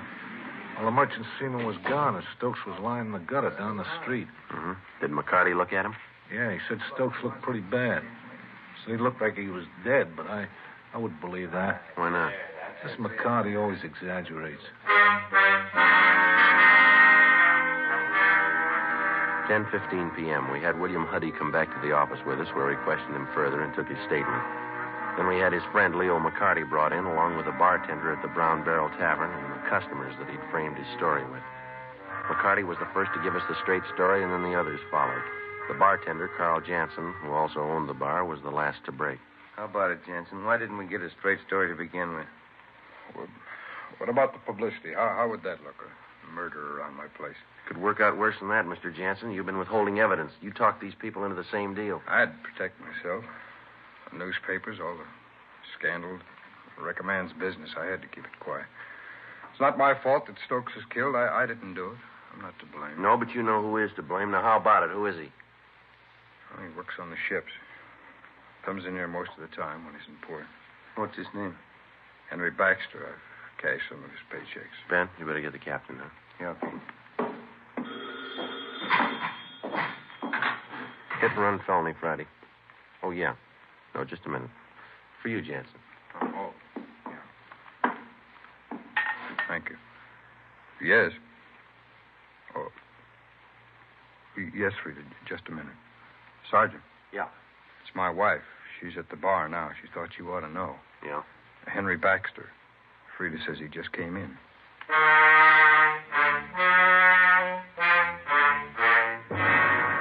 I talked to Jansen's wife and told her to delay Baxter as long as possible without arousing his suspicions.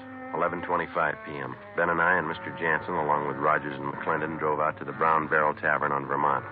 When we got there, Baxter was gone. Mrs. Jansen told us he was pretty drunk by the time he left the bar. She'd watched him go down one block, cross the street, and then enter a small nightclub on the opposite side called the Pink Shamrock. She'd been keeping an eye on the place, and as far as she knew, Baxter was still inside. We went down the street to the nightclub. Rogers and McClendon covered the back entrance. We got inside in the middle of a floor show. A blonde was doing some kind of a dance. Can you spot him, Mr. Jansen? I don't see him yet. How about over on this side, back in the corner there? No, he's not there. It's so dark in here, I can't see too well. There's the rear exit to the place. He could have slipped out that way. Gentlemen, like to have a picture taken? Souvenir photograph? No, thanks. Maybe we better check with the waiter, Ben. Sergeant, just a minute. That man over there at that table. Where? Yeah, I'm almost positive. Where? Right there, next to that pillar. He's just behind it, you see. Yeah, that's him. All right. Come on, Ben. You stay right here, Mr. Jansen. You bet. Waiter. Hey, waiter. Another Coke High. You, waiter? Another Coke High. Your name Henry Baxter? Yeah, that's right. What? Police officers like to talk to you. Yeah? Well, down. Outside. Outside nothing. Can't even see the show. Let's go outside. Come on, Baxter. Hey, wait a minute. What's the beef, anyway? You know what the beef is. Sure, I know what the beef is. Come on, let's go. The lousy punk Eddie Stokes trying to give me a bad time. Now he knows what a bad time is. Baxter, come on. Lousy punk Stokes. I showed him how it's done. Keep your voice I down. slugged him. Pounded his head on the curb. He was drunk. He never knew what happened. Come on, outside. Hey, everybody, I killed Eddie Stokes. I killed him.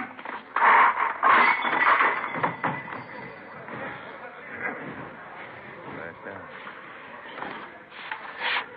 Let's get him out of here. Yeah, okay. How's that tooth feel, Joe? Seems okay. Better have the dentist yank it out first thing tomorrow. I think I'll hold off a while.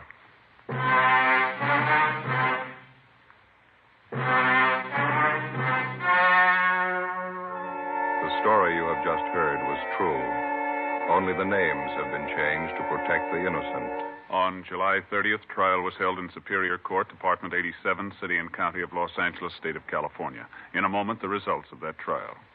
It's amazing how many long cigarette smokers are changing to extra mild Fatima. Here is the actual report. From coast to coast, Extra Mild Fatima has more than doubled its smokers. Yes, more and more smokers every day are discovering that Fatima is the king-size cigarette that is extra mild. Extra mild because it contains the finest Turkish and domestic tobaccos superbly blended to make it extra mild, to give it a much different, much better flavor and aroma. Enjoy extra mild Fatima yourself. Best of all, long cigarettes. It's wise to smoke extra mild Fatima. It's wise to smoke extra mild Fatima.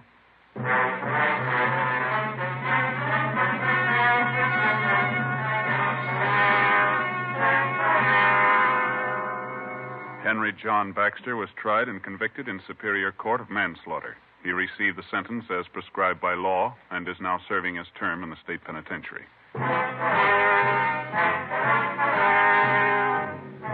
You have just heard Dragnet, a series of authentic cases from official files.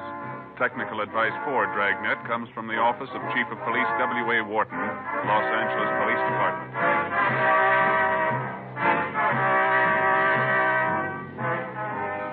Fatima Cigarettes, best of all long cigarettes, has brought you Dragnet, transcribed from Los Angeles.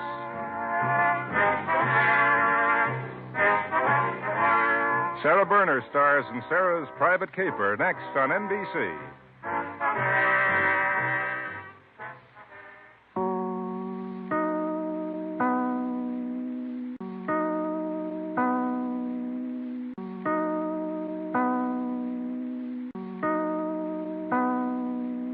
Now it's time to pay a visit to Duffy's Tavern. A special rebroadcast for the American Armed Forces and their allies. You're invited to drop in where the elite meet to eat. Duffy's Tavern.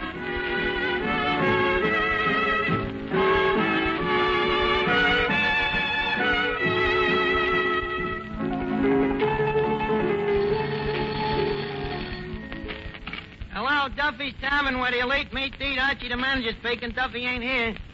Hello, Duffy. Hey, Duffy, I just got a terrific idea for a publicity stunt that overnight your name will be in every paper in the United States. Oh, Duffy, no, you don't have to stuff your wife in a trunk. No, look, tonight the winner of the Motion Picture Academy Award is coming to this place. Paul Lucas. Huh? All right, so to you he does, but to the Academy he don't.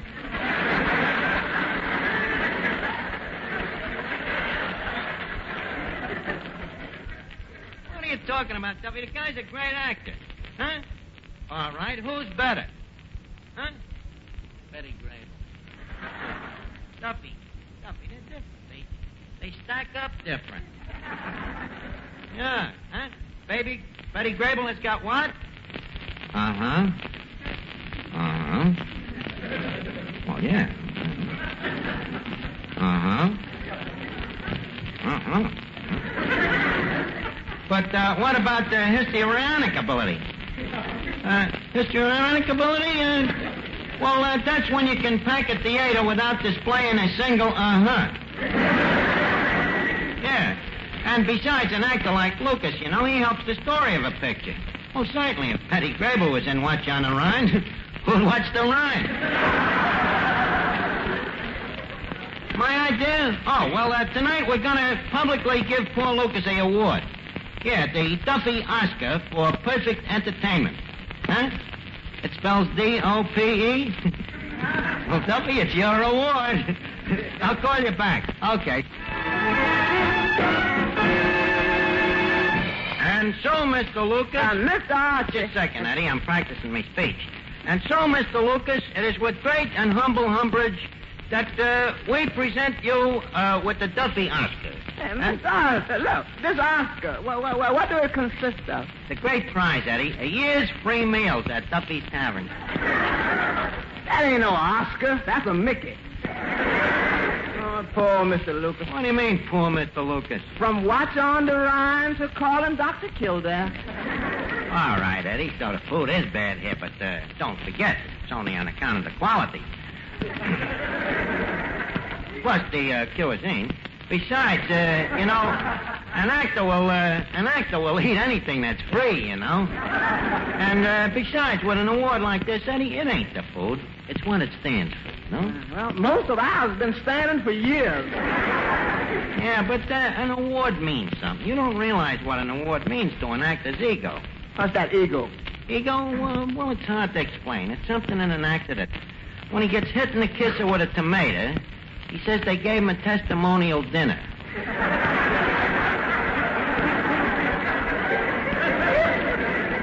By the way, that reminds me, Eddie, tonight when we give out the award, we gotta have a dinner, too.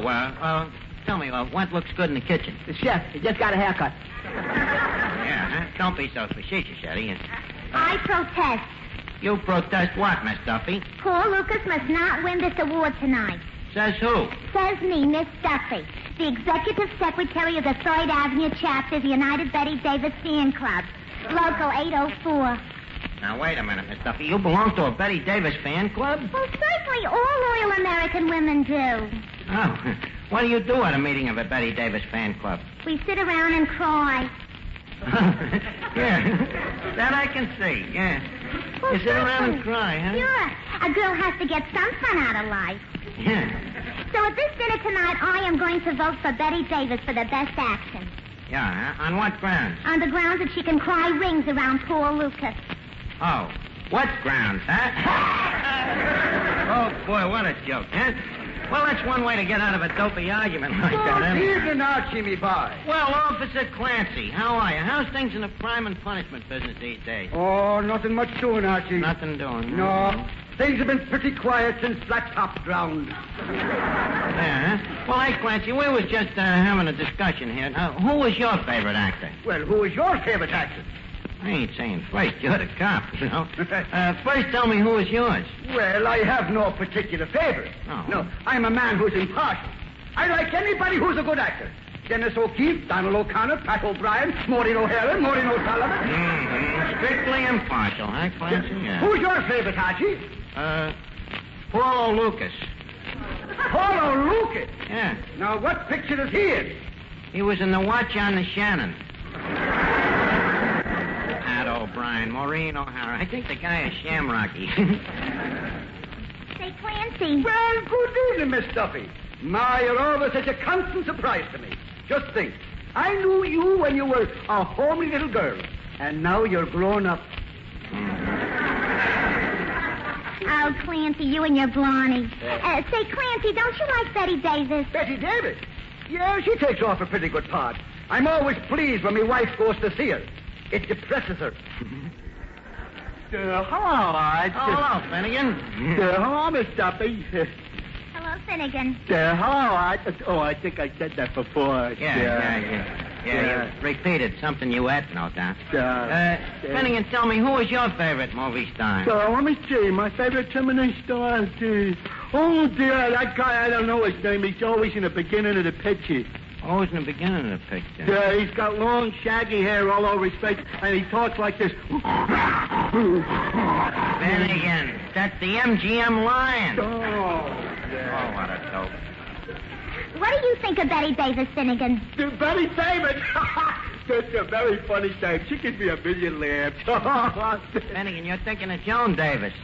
Oh, wait a minute, Art. Which is the one that cries all the time? That's Betty Davis. That's the one. I get a million laughs out of her.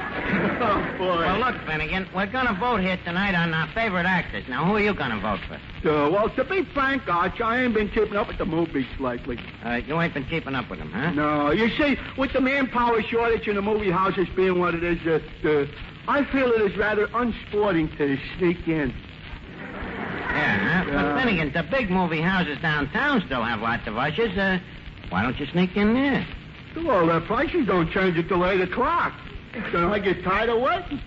Oh, well, why don't you sneak in during the day? Oh, I'd be a dope, Bud. This way, if I sneak in after the prices change, look how much more money I'd save. I make quite a bit of dough that way. Yeah? Well, then how come you're always so broke? You know me, easy come, easy go. Yeah. Finnegan, you know, you are dumber than any man I have ever knew. I am dumber? Yeah. Well, if a man builds a better mousetrap than his neighbor, that's good, ain't it? Yes, sir, that's good. Oh, God. Hello? Hello, Duffy. Well, Duffy, I'm afraid me best laid plans is gang agley. Yeah. Nobody wants to vote for Lucas. Well, your daughter is getting Clancy to vote for Betty Davis. That leaves only Eddie and me for Lucas. So, you better hurry down here. We need your vote to give us a pleurisy. Yeah, pretty obvious, Duffy, huh? Well, can't you get a haircut tomorrow? Oh, you can, huh? Your wife's already got the bowl on your head, huh? Well, get down as soon as you can, Duffy. Okay, so long. Now, look, we got to get this dinner going. They are.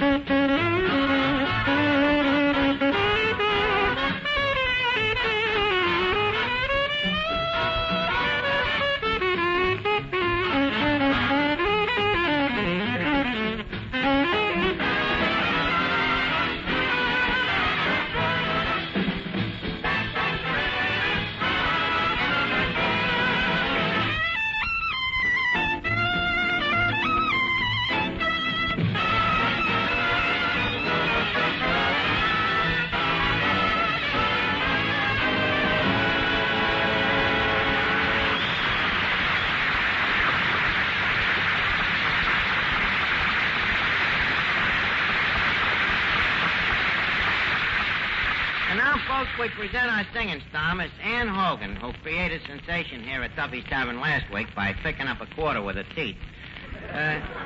Without inhaling a single drop of sawdust. So, tonight she will rent us with a number. What is the number again, Ann? I'll get by. I'll get by. I love that. I remember that. I used to sing that at all my college proms, you know, the annual promenades. Reminisce me, Ann. Go ahead, will you?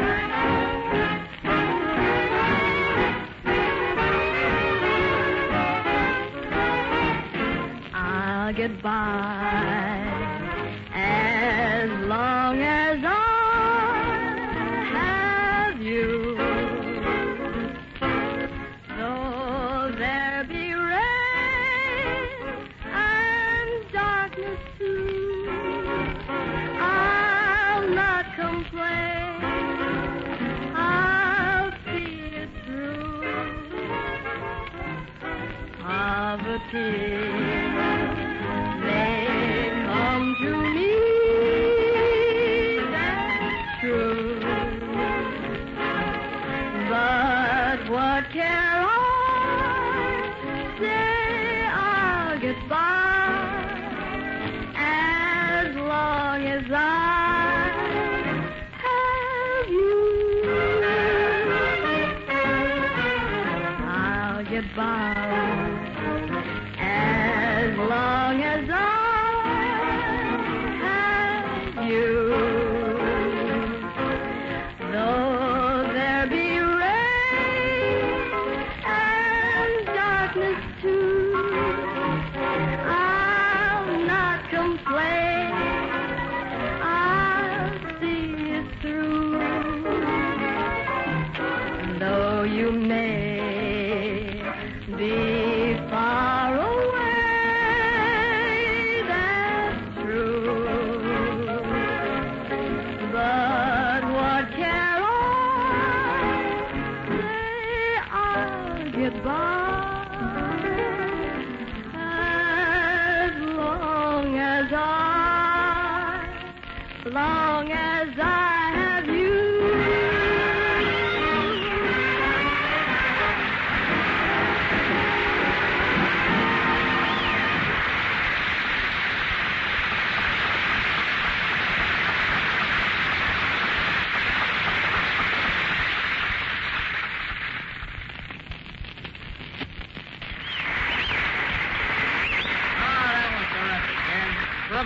Bravado. No? Song like that is music to me ears. Hey, Miss Archie, here it comes. Here comes who? Paul Lucas. Oh, yeah, look at him, Eddie. Tall, swarthy, attractive. Wonder if his wife knows he ducks out to joints like this. How are you, Paul?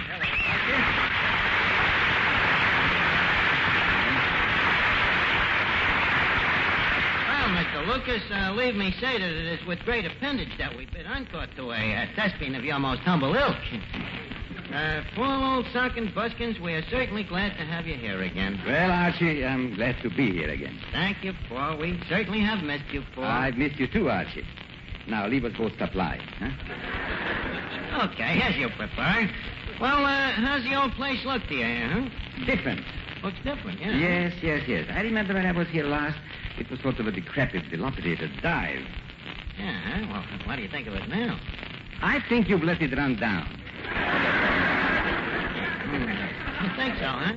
I think it's just as dilapidated as it ever was. But there regardless, Paul, around here, you know, we're all very proud of you, you know. A couple of years ago when you first dropped in here, one of the guys around here thought you was a bum. You sure proved yourself. That's what they keep telling me down at the studio. Yeah. Oh, and that Academy Award, you know. Was I glad to hear you got it, you know? Never forget the thrill I got that Friday when I unwrapped the fish, and there in the paper was your picture, you know? Yeah. Winning that Oscar, that was 2 months ago, Paul. 2 months ago, and I still got the paper. We still got the fish, too. Well, naturally, Eddie, we're sentimental people. I've been doing pretty well myself, you know, Paul. Duffy come through with a couple of raises. I'm knocking down $15 a week now. Say, Archie, when I was here 2 years ago, you said you were getting $15 a week. Oh, I was putting on the dog. Well, what do you know about that? $15 a week, huh? Yeah, $15 a week. Yeah, Paul, we both come a long way. I'll bet for that kind of money, Duffy works you like a horse. No, he don't work me like no horse. He's really gotten up to date now and modern. He has, huh? Yeah. Now he works me like a machine. I think Duffy's lucky to have a manager like you. Ah, Paul, you'd say so even if you didn't think so. Well, you'd think so even if I didn't say so. Well, touche then. Hi, Arch. Touche is the Ike J. The Ike J? Oh. He means jerk. Oh, Paul Lucas. Mr. Lucas, this is Mr. Finnegan. How do you do? John, I presume. What was that name again? Lucas. Not Sinclair Lucas. How can you be so dumb? Sinclair Lucas is the writer. He's the guy winning Pulitzer Prize. Yeah, I remember him. This is Paul Lucas from Hollywood. The greatest actor in the world. No, Archie, not the greatest in the world. All right. Who's greater? You see? Excuse me, Mr. Lucas. You're from Hollywood. Do you know any movie stars? Oh, I know a few. Do you know Lassie? Lassie? She's a dog. Please don't call her that. She's my pinup girl. Finnegan, you got a pinup dog? Finally. Every Tom, Dick, and Harry's got Betty Grable, Ann Sheridan, Dorothy Lamour. Lassie, I got all to myself. Well, you make a nice couple, Finnegan. Good luck to you. Excuse me. Hello? Hello, Duffy, where are you? Well, what's keeping you now? You can't get your shoes on. Oh, you soaked your feet so long they got waterlogged, huh? Well, put on a pair of your wife's shoes and come down. Huh? All right, so stick some newspapers in. They'll fit. Well, hurry up down, Duffy. The dinner for Lucas is going to start any minute now. Okay. Say, Archie, what is this says about the dinner? Oh, well, the Duffy Seminar Critics Dinner, at which you will be unanimously awarded the Duffy Oscar, you know. If I can get anybody to vote for you. And what is this Oscar, Archie? A statue of Duffy? Perish forbid. No, it's a surprise, Paul. Oh, can't you give me a hint? No, it's a big surprise. Believe me, it'll kill you. You ain't kidding. Quiet, Eddie. By the way, is the dinner ready to eat, Eddie? Ready, but not fit. Mr. Lucas, what would you like for an entree? Some pickled pig's feet? Now, what else do you have? I got pig's knuckles, pig's head, ham hocks, and... well, no use going through them all, but if it oinks, we got it.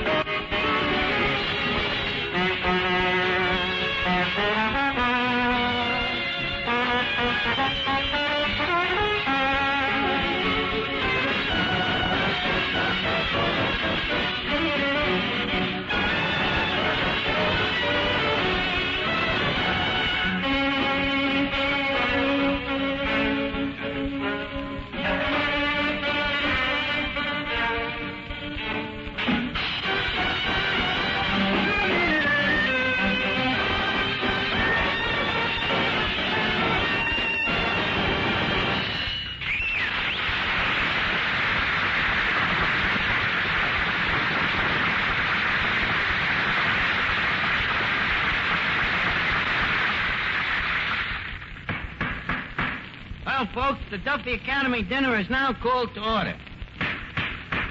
Leave us be seated down. Paul, you take the seat of honor. And where is that? Wherever there's a clean spot on the tablecloth. We gotta have some protocol now. Miss Duffy, you sit on Mr. Lucas's right hand, and Finnegan, you sit on his left hand. Say, Arch, what hand is he going to eat with? Finnegan, please, don't be such a stickler for etiquette. It's all right, Finnegan. He said stickler. It's all right. Now, Clancy sits here and... Oh, by the way, I forgot a lot of introductions here. Permit me, Mr. Lucas, Miss Duffy. Miss Duffy, Mr. Lucas, Mr. Clancy, Mr. Lucas, Miss Duffy, Mr. Clancy, Mr. Finnegan, Miss Duffy, Mr. Lucas. How do we do? Well, now, okay, we're all seated. The meeting of the film and seminar critics will now come to order. Mr. Chairman, can I have the floor? No. Oh, no? Well, don't forget it's my father's floor. And who, if not I, has a better right to the floor of her father than a daughter of that floor's father, which I am it? Which in Australian means have a coat. I am sorry, my dear young lady. The chair does not recognize you. Mr. Chairman, I recognize you. That's Miss Duffy. Finnegan, please, when you want the floor, raise your hand. Raise my hand like this? Yeah. Oh, no. Why not? That's what Hitler does, and look what's happening to him. Well, Finnegan, Hitler has a reason to keep his hand up like that. You know, he knows that before long he's going to be back painting ceilings. Now, from now on, leave us all stick to parliamentary procedure. Folks, before the voting starts, I would like to say a few words about my candidate today. Paul Lucas. Paul Lucas is a punk. Clancy, that has nothing to do with his merits as an actor. That's all, ain't it, Paul? Now, if the distinguished minion of the law here will have the courtesy to keep his big fat trap shut, we will proceed ahead.